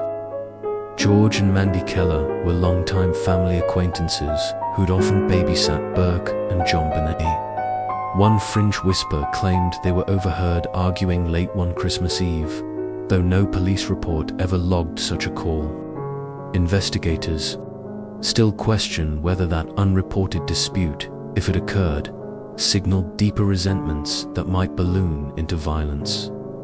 A large photograph shows the Keller's station wagon, its back hatch propped open for holiday decorations. Nearby, the Keller children's toys littered the Ramsey driveway after a playdate, an innocent overlap that fueled speculation among amateur sleuths. Yet forensic examination of the Keller's car revealed no trace evidence linking it to the ransom note or the basement blanket. Your finger traces the red string tying the Kellers to a single name. Ex-detective Mike Ramsey. No relation to the family, but once a Boulder PD veteran, now a private security consultant. He popped up in casual conversation as someone the Ramseys trusted for home security advice. Fringe forums spread a claim that he boasted of inside track information on the ransom note before the police had released details publicly. It's a juicy detail, yet mainstream investigators found no corroborating emails, phone logs, or witnesses to verify it. You walk past a cluster of sticky notes labeled unknown male, early 20s, deliveryman, and neighborhood cat, burglar. Each represents a theory that held sway for a moment before crumbling under scrutiny. You pause at deliveryman, recalling the Christmas card paper's origin from a stationery shop where a courier made late-night stops. Delivery schedules were tight in the holiday season, you've learned, and package drop personnel rarely waved their ink-smeared fingers inside customers' homes. In a side room, a forensic artist sketches a composite of a bearded stranger. Some neighbors claimed to have seen loitering near the alley on Christmas morning. His features are generic: a heavy brow, deep-set eyes, coarse hair, a face that could belong to any passerby. You sense the futility. Composites can dredge up thousands of potential matches, each requiring follow-up interviews and alibis. You step out into the hallway, the faint squeak of your shoes amplifying your isolation. The detective follows behind, then halts and taps the board. We're mapping movements.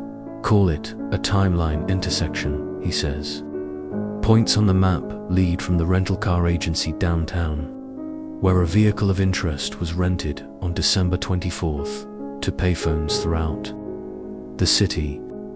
But the rental records lack a matching ID, and the car's license plate, scrambled in early morning snow, is too blurry for reliable reads.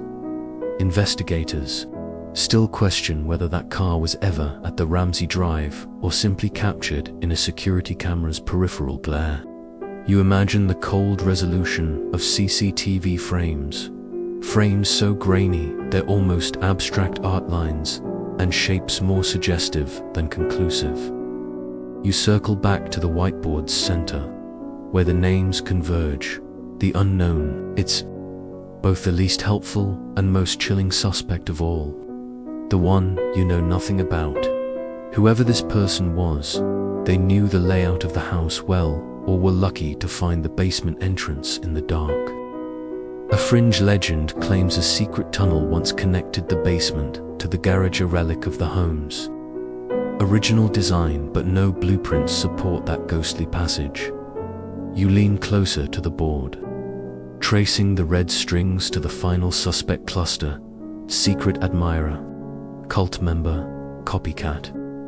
These hypotheses flit by in a frenzy, each more theatrical than the last.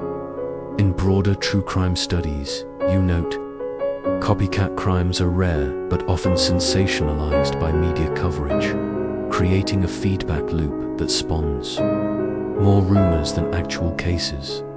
Your heart thumps in your chest as you realize the vastness of what remains unknown. Every name on that board feels like a doorway to an impossible labyrinth. You can almost feel a pair of eyes watching you from the shadowed corner of the ceiling, an echo of that ransom note's promise. You straighten up, stepping back from the whiteboard. The detective turns off the overhead projector, its hum dying. Like a heartbeat falling silent, the room dims. You sense the underlying truth.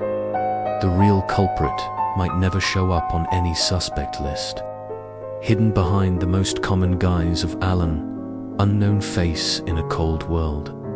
You draw a slow breath, steadying yourself on the edge of the detective's desk. The screen of a desktop computer glows with files yet to be opened, interviews yet to be transcribed, evidence yet to be linked. Investigators still question whether the breadth of suspects hindered the focus on the most promising leads, scattering resources too thinly across too many wild possibilities. You walk toward the door, every suspect's name echoing behind you. The hush of the hallway greets you as you step out, the corridor lights flickering. You wrap your coat tighter against the chill. Outside, the world seems unchanged, but inside that white-boarded room, you've glimpsed the chaos of conflicting theories. The case file looms open, a half-written story waiting for its missing chapter.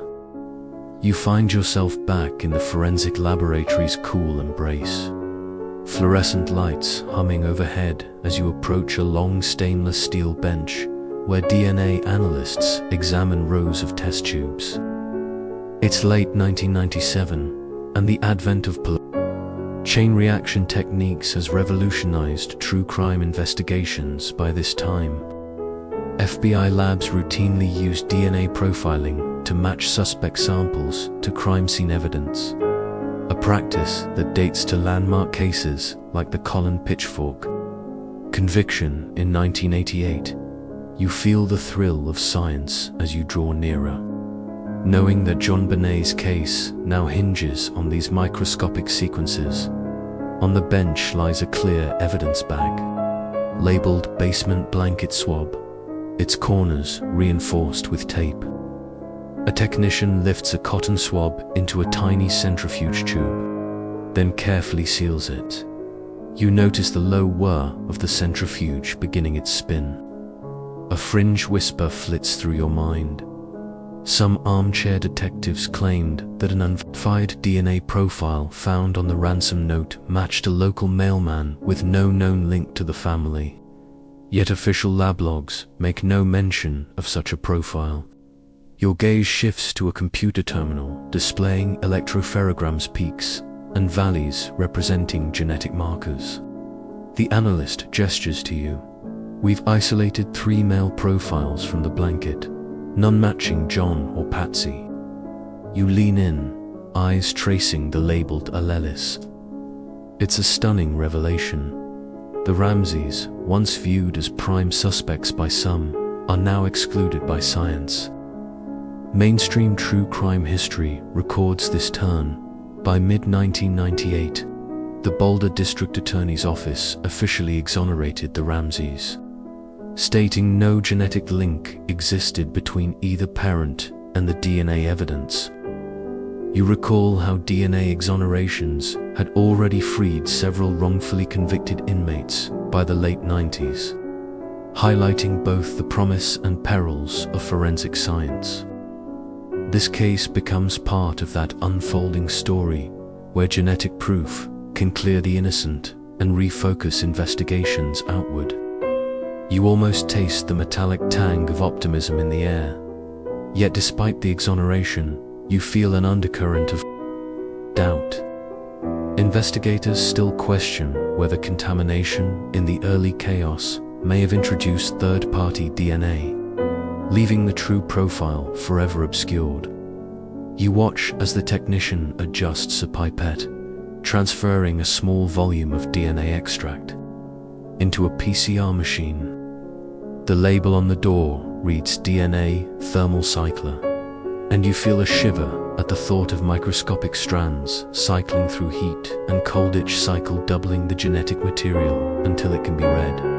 Behind you, a bulletin board displays printed lab results alongside press clippings announcing the Ramseys' exoneration. One headline declares, "Science clears parents," while another, more sensational tabloid exclaims, "DNA mystery deepens." A fringe rumor suggests that the lab director privately believed the DNA matched a mysterious John Doe profile, held in a federal database, yet no public record confirms this assertion. You turn back to the electropharogram, noting the clarity of the peaks. Each vertical line corresponds to a specific, short tandem repeat marker names, like D8S1179 and D21S11, as familiar to you as coordinates on a map. A mainstream fact resonates. The Combined DNA Index System, CODIS, launched in 1995, enabled cross-jurisdictional searches that could have linked that unknown profile to other unsolved cases. Yet despite diligent uploads, no match has ever emerged. A senior analyst beckons you to a side bench, where a different strand of evidence awaits. Fingernail scrapings from Burke found under JonBenét's ligature marks. You peer through a magnifying glass as she swabs them with a gentle solvent. In true crime circles, it's known that contact DNA under fingernails can reveal a victim's last grasp, but here, tests showed only JonBenét's own genetic material, suggesting she couldn't hold a stranger tightly enough to transfer their cells. You close your eyes and imagine those final moments. A small hand tightening around nothing but air. A silent plea lost in time. The lab's sterile hum feels miles away from the horror those swabs once symbolized. The lead analyst retrieves a laminated card bearing a silver seal. December 12, 1998, Ramseys, formally excluded. You read the words aloud softly, savoring the weight of each syllable. Yet you also spy marginal notes. Unknown male 1, unknown male 2, possible transfer, each scribbled in the lab director's hand. You sense the tension between definitive science and lingering uncertainty. Investigators still question whether the mixed DNA profiles reflect multiple unknown visitors, perhaps a guardian checking in, or an innocent gift deliverer, or the true culprit moving through the home under cloak of night. That open debate coils around you, a reminder that exoneration doesn't equal resolution. You shift focus to another station. Mitochondrial DNA testing on hair fragments collected from the cellar door. A technician loads samples into a sequencing machine, citing how mtDNA, inherited maternally, can trace lineage but lacks the specificity of nuclear DNA. A mainstream genealogy fact whispers in your awareness. mtDNA was first harnessed in criminal cases in the late 1990s, offering clues when nuclear DNA failed. Yet here, those hair samples yielded profiles too common to narrow suspects. A bruise of frustration washes over you, but you steady yourself. The promise of definitive answers clashes with the reality of biological complexity. You imagine those DNA strands as delicate threads weaving a tapestry, some tangled beyond repair. A quiet beep announces the PCR machine has finished its cycle. The analyst lifts tubes, placing them on ice before running them through a gel electrophoresis chamber. You watch blue bands form against a dark background, each band a fragment of genetic code.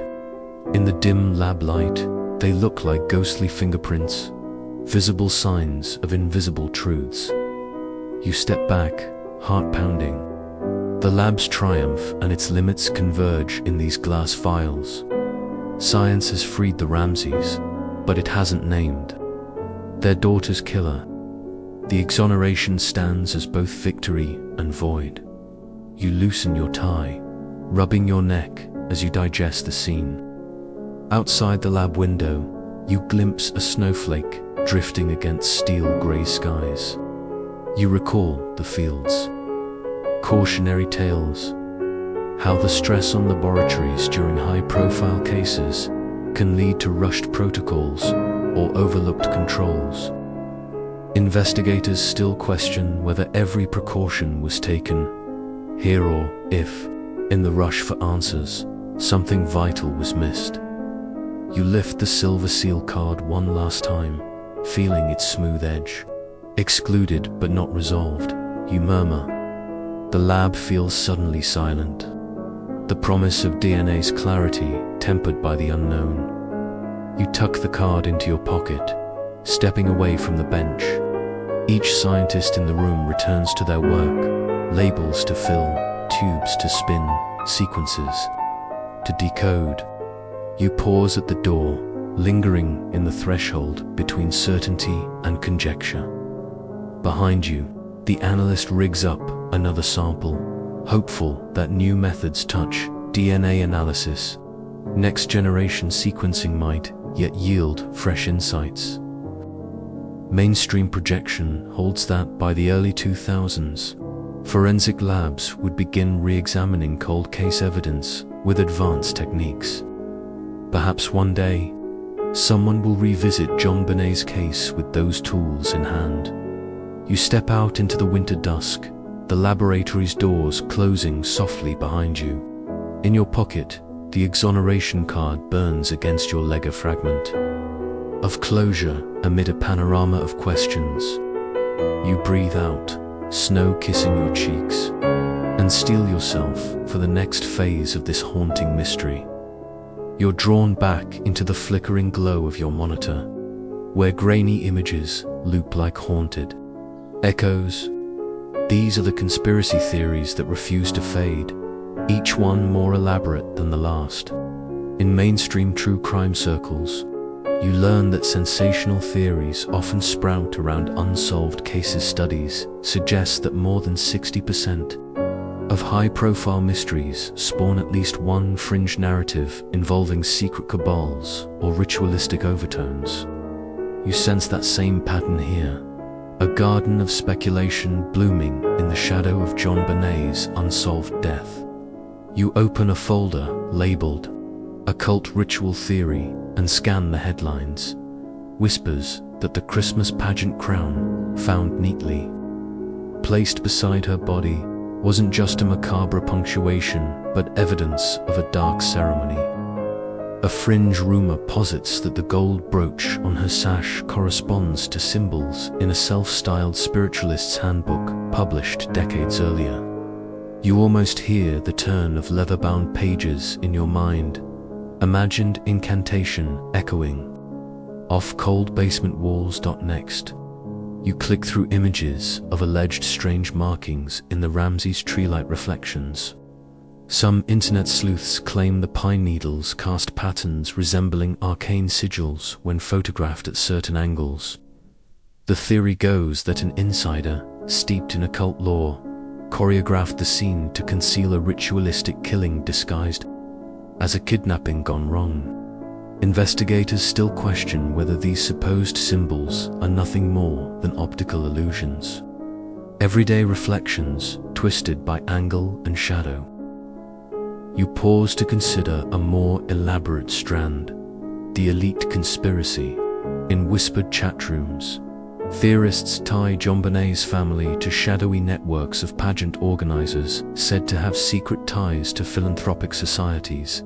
Their evidence: a photo of John at a gala years before, standing beside a benefactor whose wealth-fueled exclusive child talent showcases in major cities.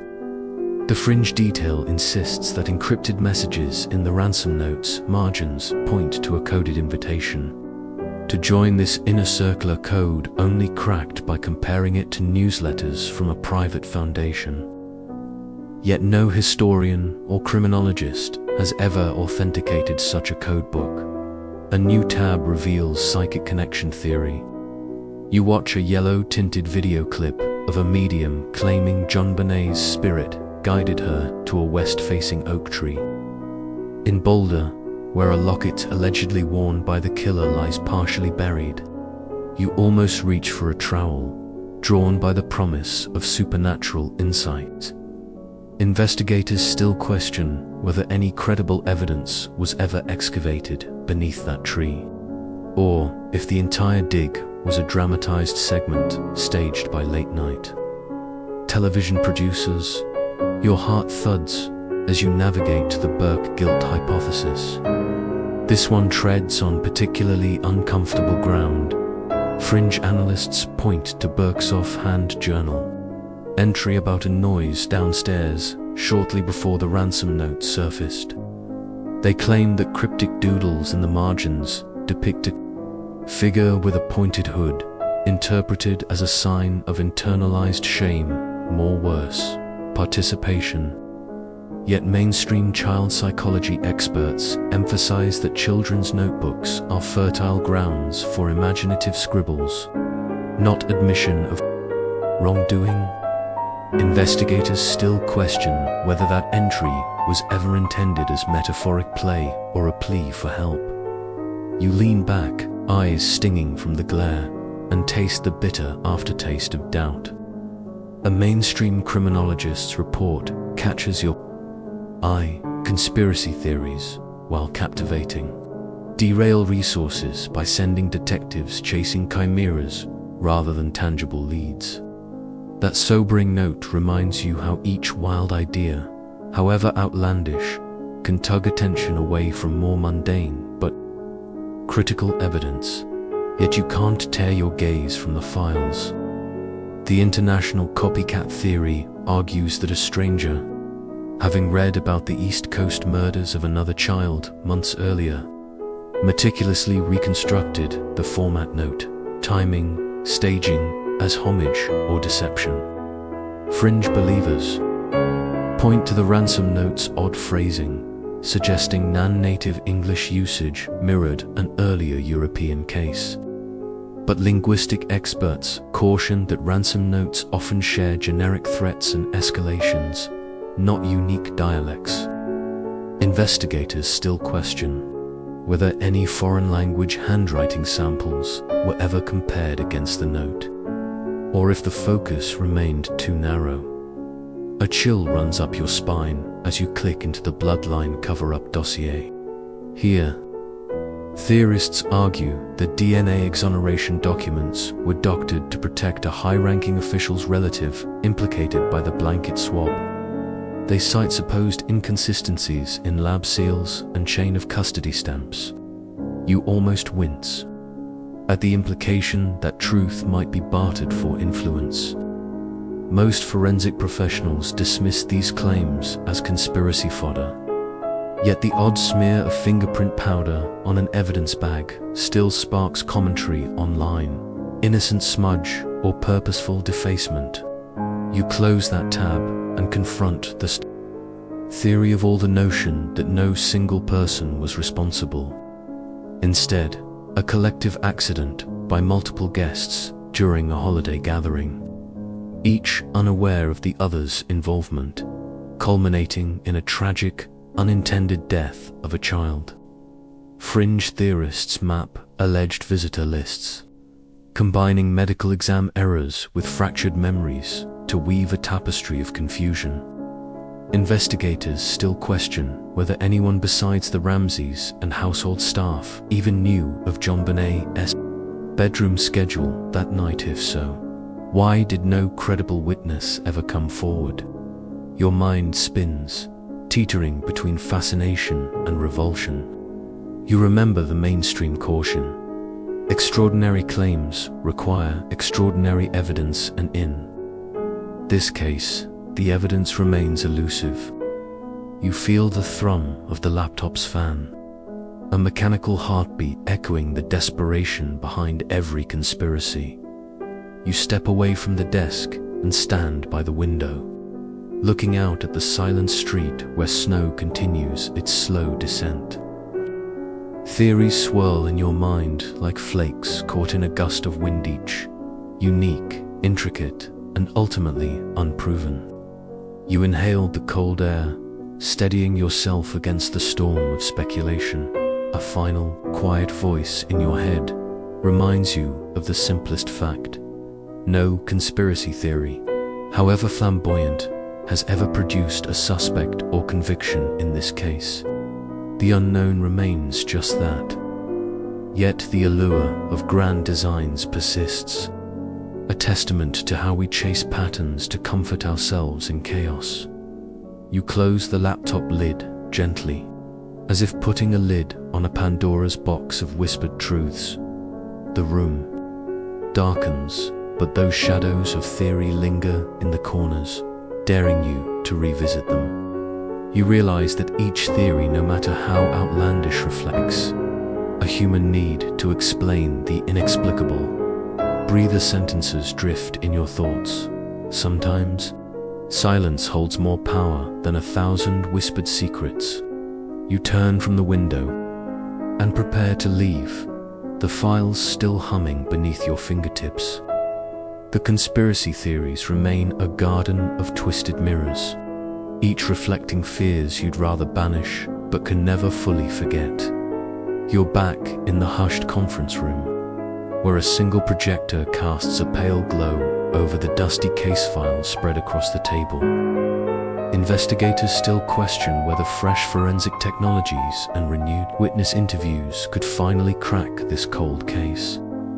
Today's push centers on unexamined leads and unsifted data, the skeleton key to decades of silence.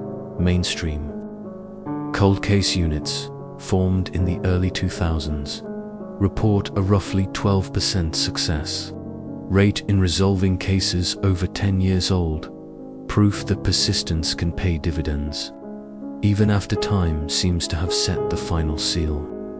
You run your fingers along the edges of photo enlargements pinned to the board JonBenét's bedroom doorframe, magnified at the point where the cord was tied. The basement's concrete threshold, a blurred figure at the payphone station. Your gaze fixes on a folder stamped New DNA 2024, inside which lie swabs taken from the basement blanket, preserved for future analysis.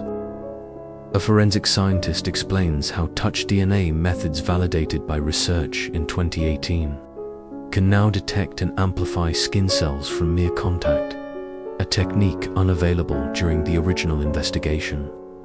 Investigators still question whether these samples survived contamination to yield viable profiles. Next, you open a sealed envelope labeled Cold Witness, January 2025. It contains a transcript of a neighbor's interview, long overlooked. She recalls hearing a muffled sob just after midnight, something dismissed as holiday merriment at the time. Fringe speculation suggests she saw a figure retreating toward the woods behind the house. but her initial statement lacked enough certainty to merit follow-up. A modern re-interview could clarify whether that sob was JonBenét's last cry or something else entirely. You study an exhibit marked security footage. 1996. A partial VHS recording from a neighbor's camera. Footage begins at 4 a.m. and shows nothing until 5:15, when a shadow crosses the frame. Enhancing the tape with modern software could isolate that silhouette. But the VHS has degraded, its grains of static, obscuring detail. Investigators still question whether digital restoration could tease out a license plate or clothing pattern from that fleeting figure. A digital map on the screen overlays all known phone tap locations, color-coded by frequency and time. You notice gaps in late-night coverage payphones on the east side of Boulder weren't monitored. A tech specialist notes that abandoned payphones often became clandestine rendezvous points. Investigators still question whether the culprit exploited these blind spots to avoid detection.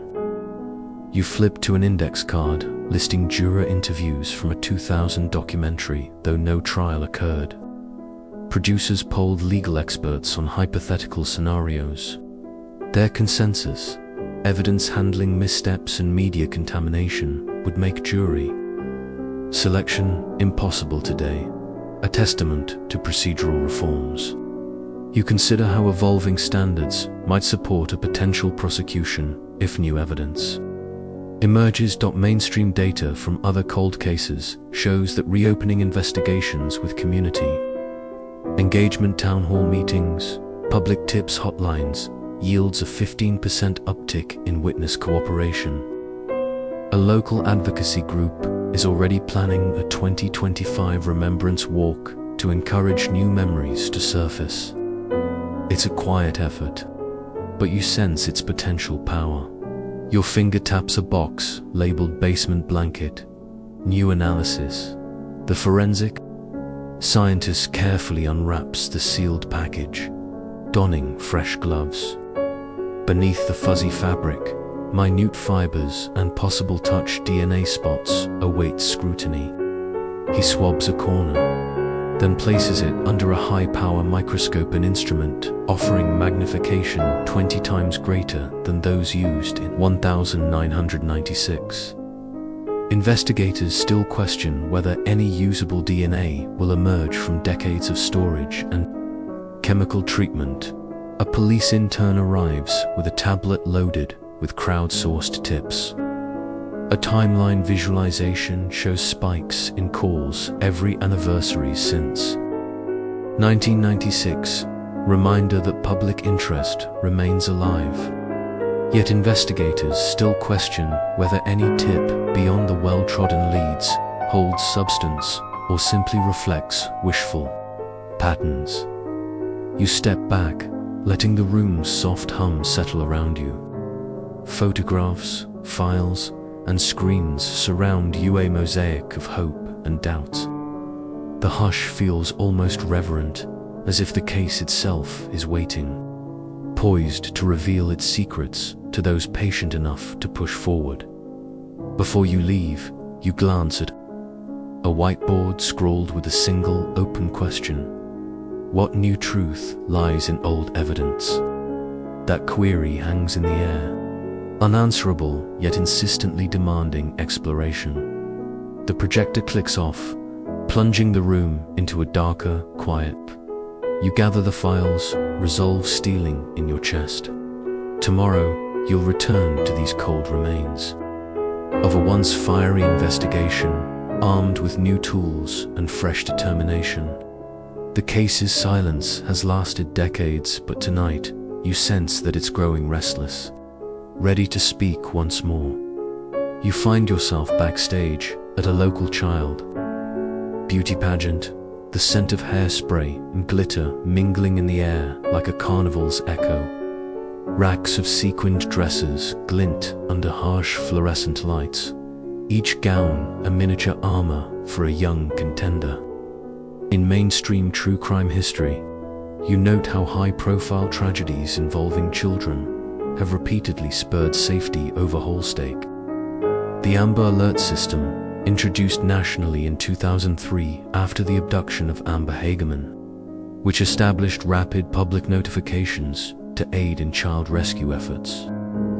You sense that JonBenét's death, though it predated Amber's national rollout, contributed to a broader reckoning about how swiftly communities respond when a child vanishes.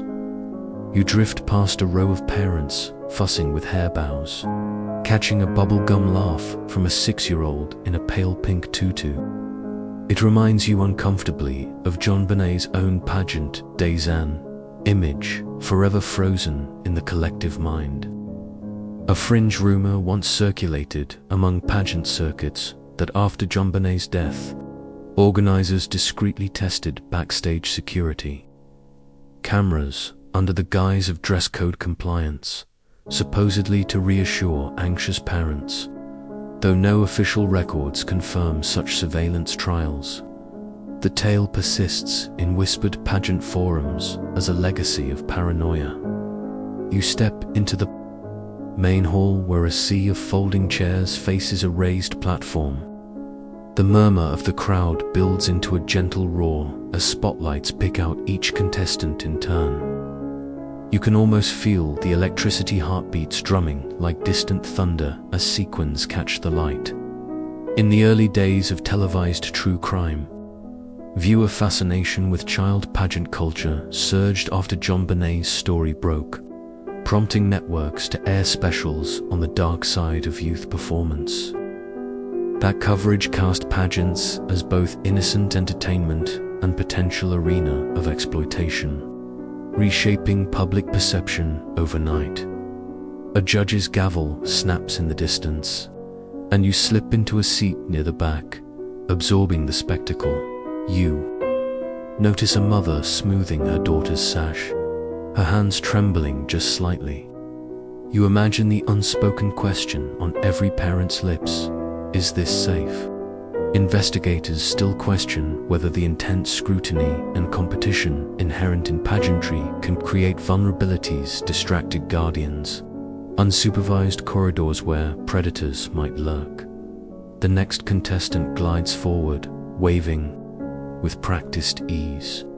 You sense the hypnotic rhythm of it all, a metronome of forced smiles and toe points.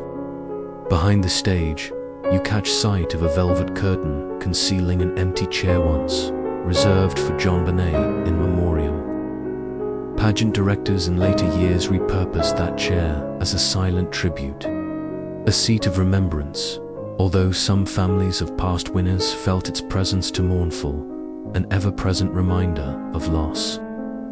It's a quirky detail that became part of pageant lore. Some say they felt a chill passing through as the empty seat caught the spotlight. You lean forward, eyes on a banner proclaiming Miss Tiny Talents 2025. It seems innocent enough, but you're keenly aware how JonBenét's case reshaped policy discussions around child labor and performance. Mainstream child welfare legislation, including tightening rules on stage hours and chaperone requirements, often cites the 1996 tragedy as a turning point in public hearings. You feel the weight of those reforms in every slow, deliberate step the girls take across the stage. A soft breath catches in your throat when the lights dim and a video reel begins, archival clips of past pageants, including one shot that briefly shows a blonde girl in a powder blue dress, sash glinting. You recognize the familiar tilt of the head, the poised wave. You're staring at JonBenet herself, immortalized on grainy videotape. That image flickers like a candle in a draft, both beautiful and unbearably tragic. Investigators still question whether earlier, more transparent screening of backstage footage might have yielded clues to strangers' comings and goings. The reel ends, and a hush falls over the audience. You notice a pageant queen from 1995, now grown and seated in the front row, discreetly brushing tears from her cheeks.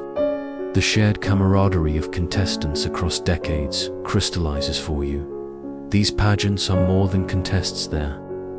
Communities bound by performance and sacrifice. A fringe tidbit floats to the surface.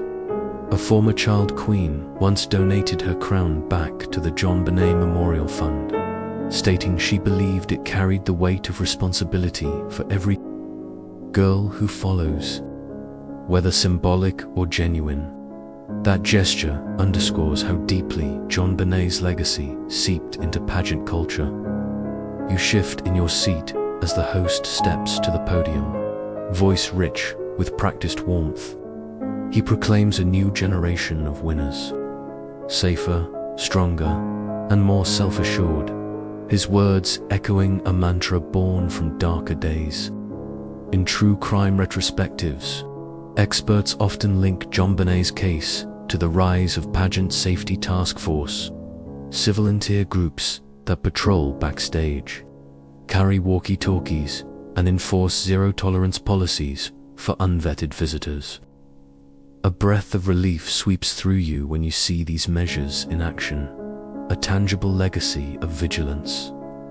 But as the host announces finalists, your thoughts return to the haunting reality that these safety nets arrived too late for JonBenét. Investigators still question whether any retroactive measures anonymous hotlines, mandatory escorts would ever have mattered in a case where the perpetrator possibly came from within the home itself.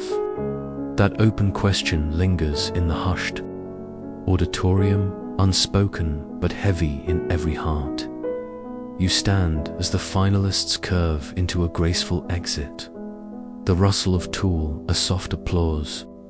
You linger in the empty hall, the stage lights dimming behind you, and run your fingers over the cool metal of a vacant podium. The hush is comforting, but you know it cannot erase the echoes of a little girl's last desperate moments. Outside, the winter air greets you like a shock. You tuck your coat tighter and inhale, tasting the crisp promise of change. You glance back at the marquee, where stars shine bright, and wonder at the paradox. Pageants may glitter with hope, yet they were never the same after JonBenét. You exhale slowly, feeling the weight of legacy settle into your bones. Every sequin, every echo of applause, every tightened security measure carries her memory forward. Yet the chatter of conspiracy, the unresolved questions, flicker like stage lights before the next blackout. You step away from the auditorium, the night enveloping you in quiet resolve. Somewhere in the hush of the unlit stage, JonBenét's crystal charm might still shimmer, an emblem of innocence lost and vigilance awakened. And you carry that glint with you, a reminder that even the brightest lights cast long shadows. You're seated in a dimly lit podcast studio, the microphones poised like curious confidants as the latest episode of a true crime show begins streaming live.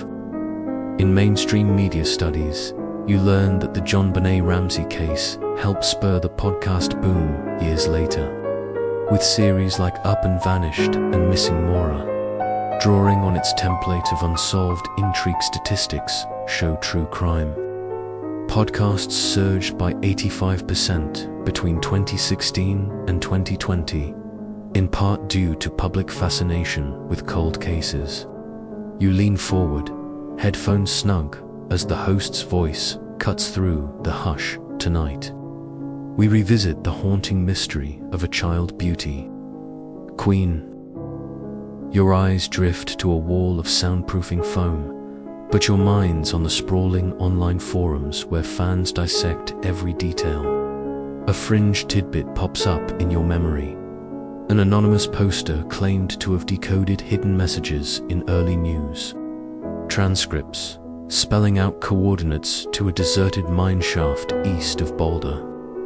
No official search was ever recorded, yet the legend persists in the deep web's more obscure corners. Investigators still question whether any such site scanning efforts ever occurred outside. Internet rumor. You reach for your phone to type a message in the live chat. Anyone here near Boulder with new tips? You'd be surprised how often. Geographically dispersed, crowdsourcing unearths overlooked clues. Another mainstream, finding notes that crowdsourced investigations have assisted law enforcement in 9% of reopened cold cases since 2015. Yet you hesitate, recalling how unvetted tips can also lead to dead ends and wasted resources. The host shifts tone, quoting from a 2024 book that re-examined the evidence. New forensic experts argue the intruder theory holds more weight than ever. You notice the gentle hum of the mixing board behind the glass, its sliders moving like silent conductors of narrative drama. A subtle break in the commentary cools the tension. Take a moment to stretch, sip your drink. That small breather grounds you as the conversation pivots. Next, the host interviews a former Boulder detective who hints at untouched leads involving a seasonal worker seen near the Ramsey home. A Fringe rumor alleges this worker, a gardener from a nearby estate, disappeared weeks later without explanation. No formal record supports this claim, and his name never surfaced in official suspect lists.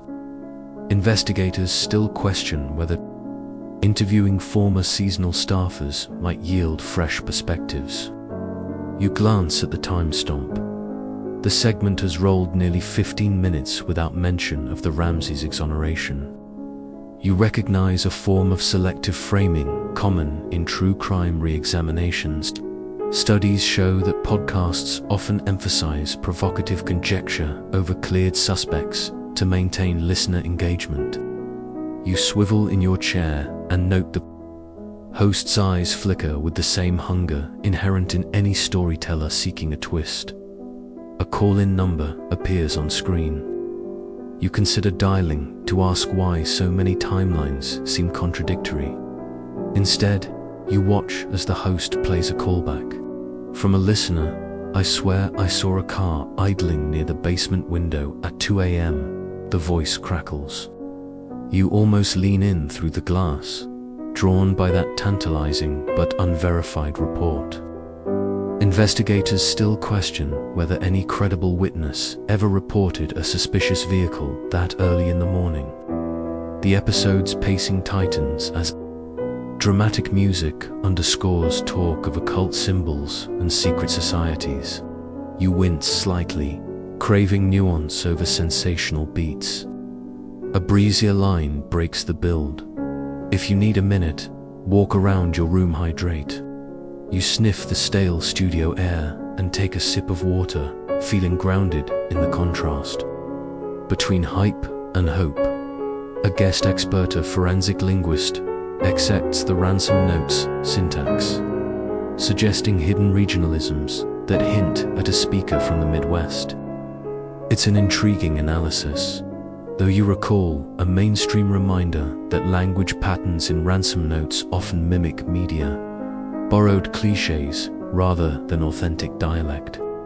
Investigators still question whether any dialectology in the Ransom note can truly pinpoint the author's origin. As the hour wanes, the host segues into a listener poll. Which theory do you think holds the key? The options flash: family involvement, intruder, copycat cult, unknown. You notice that polls like these, while engaging, can distort public perception by equating plausibility with popularity, phenomena studied in media psychology. Yet you find yourself curious which path you'd choose if forced to pick. A final whispered question hangs in the studio air. As they fade out the music, could this case ever be truly solved? You feel the weight of that uncertainty settle around you like dust motes in a beam of light. You lean back, headset warm against your ears, and let the silence fill the space left by the last chord. Outside the studio, night has deepened, and the city lights blink like distant stars. You remove your headphones and stand, the echoes of the podcast still humming in your mind. You realize how the story's afterlife fits re-examinations on screen and over airwaves keeps it alive. Each retelling layering new shadows over old secrets. Investigators still question whether renewed public attention helps or hinders real progress, stirring false leads even as it inspires fresh theories. You step into the hallway, the buzz of studio monitors receding, and carry with you the sense that this case, both subject and storyteller, remains locked in a dance of fact and fiction. You pause at the exit, fingertips brushing the doors. Cool handle. The weight of unanswered questions tugs at you like a current.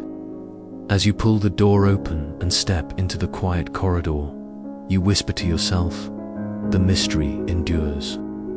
You stand at the foot of the Boulder County Courthouse. Steps as dusk settles, the columns looming like silent sentinels over decades of whispers and questions. In mainstream true crime retrospectives, you learn that the JonBenét Ramsey case irreversibly altered how law enforcement, media, and the public engage with unsolved mystery scholars. Note that by the early 2000s, more than 40% of US police departments had formal cold case units, thanks in part to the high-profile lessons of this tragedy. You feel the gravity of that legacy as you run your fingers along the iron rail, cold beneath your touch. A fringe tidbit floats to mind.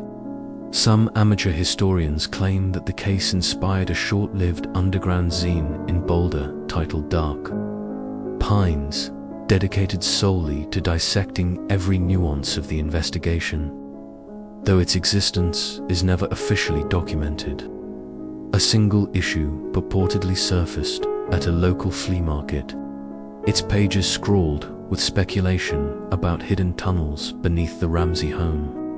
You imagine that ragged pamphlet, each copy a testament to the obsession that sprung from a single night's horror. You tilt your head upward, noticing how the courthouse facade is framed by snow-studded pines, an echo of the Christmas tree lights that once flickered inside the Ramsey living room. Investigators still question whether structural blueprints of the home, archived by the county 2 decades ago, might reveal architectural vulnerability, secret crawl spaces, or service corridors that were never fully explored. At your side, a plaque commemorates the founding of Boulder's Victims Advocacy Coalition in 1999. Its inscription reads, "In remembrance of JonBenét, may no voice go unheard." In mainstream victim support circles, you note how this organization became a national model for trauma-informed outreach, pioneering programs that ensure families retain agency in investigations. You sense the bittersweet pride swelling. In your chest, the seed of community care born from grief. Your gaze drifts to the courthouse entry, where a bronze relief depicts a stylized child reaching toward the sky. It's part of an annual art installation by local students, intended to honor missing and murdered children. A fringe rumor holds that one sculpturous dark, elongated figure with hollow eyes was originally rejected for its unsettling realism, but later installed secretly at night by a faceless donor. Whether true or apocryphal, the story underscores how JonBenét's memory still stirs both reverence and rebellion. You recall a mainstream criminology fact. The case accelerated the adoption of standardized protocols for evidence preservation, leading to the 2001 Justice for All Act, which mandated DNA databanking improvements nationally. You feel the ripple of that reform in every cold case review you've witnessed, in every latent print lifted with fresh hope. As you step onto the courthouse lawn, a soft wind rustles snow-laden branches overhead. You remember the first time you heard JonBenét's name on the evening newser, 6-year-old pageant queen whose bright future flickered out too soon. Now, nearly 3 decades later, her story remains both cautionary tale and clarion call. You pause by a small vigil of white roses left by an anonymous visitor. Each flower's petals are edged with frost, delicate and fleeting. Investigators still question whether the vigil's organizer intended a private gesture of mourning or a subtle prompt to renew public interest, its anonymity only adding to the enigma. A tour bus rolls by, carrying true crime aficionados on their Boulder mystery route. You watch as passengers peer out, snapping photos of the Ramsey home and nearby landmarks. In mainstream tourism studies, researchers note that dark tourism sites like this saw a 25% visitor increase after 2010, driven largely by podcast and documentary series. You sense the irony. JonBenét's tragedy transformed her home into a destination for both reflection and voyeurism. You step away from the curb, feeling the weight of history in each footfall. The hush of the snowy street envelops you, punctuated only by distant traffic and the soft crunch of your boots. You consider how the case's unresolved status resonates with families everywhere. An open wound refusing closure, your final mainstream anchor appears in the form of a smartphone notification. An article headlined, "New Cold Case Task Force Revives Ramsey Files." You tap it, scanning the headline's promise. Yet you know that hope, like snow on a winter branch, can melt into memory if not tended carefully. You look back at the courthouse steps, each one a marker of unanswered questions. Who knew what, when, and why? Investigators still question whether the final piece of the puzzle lies buried in overlooked evidence or in the memories of those who have long since gone silent. You drop to one knee before the vigil roses, placing your gloved hand on the frozen petals. The cold seeps through your glove, a subtle reminder of what remains suspended between life and lament. You rise slowly, turning your face upward to catch the faint glow of streetlights reflecting on snow. With a steady breath, you step off the lawn and into the larger world, one where JonBenét's story continues to reverberate in courtrooms, laboratories, and living rooms alike. The echoes of this haunting mystery ripple outward, a testament to the enduring power of a single voice snatched too soon. You're back in your own room now, the hush of night wrapping around you like a soft blanket. The case files lie closed, the flicker of forensic lights and courtroom columns replaced by the steady pulse of your own breath. Let your shoulders unclench. There's nothing here but memory and hope. Suspended like flakes drifting through moonlight, the echoes of JonBenét's laughter, once so vivid, now settle gently in the corners of your mind. You breathe in slowly, filling your lungs with calm warmth, then release tension with each exhale. Allow the scent of pine and the soft hum of your fan to guide you deeper into stillness. Every question asked, every theory spun, belongs to those who seek truth. For now, lay them aside. Feel the weight of the day soften, the stories ebbing into a quiet acceptance that some mysteries endure. You may carry these fragments with you, but they need not disturb your rest. In the silence, remember that light persists even when answers do not. Snowflakes fall and melt, facts remain and fade, yet compassion and vigilance hold their place unshaken. As the room dims, let your heart beat slow, each beat a lullaby, guiding you toward gentle dreams. Soon, your eyes will close, and you'll drift beyond this realm of questions. Trust in the kindness of dawn awaiting you where new possibilities glimmer like sunlit snow. Now, soften your gaze. Whisper a final good night to a little girl you never knew, but whose memory lights a quiet flame. Sweet dreams.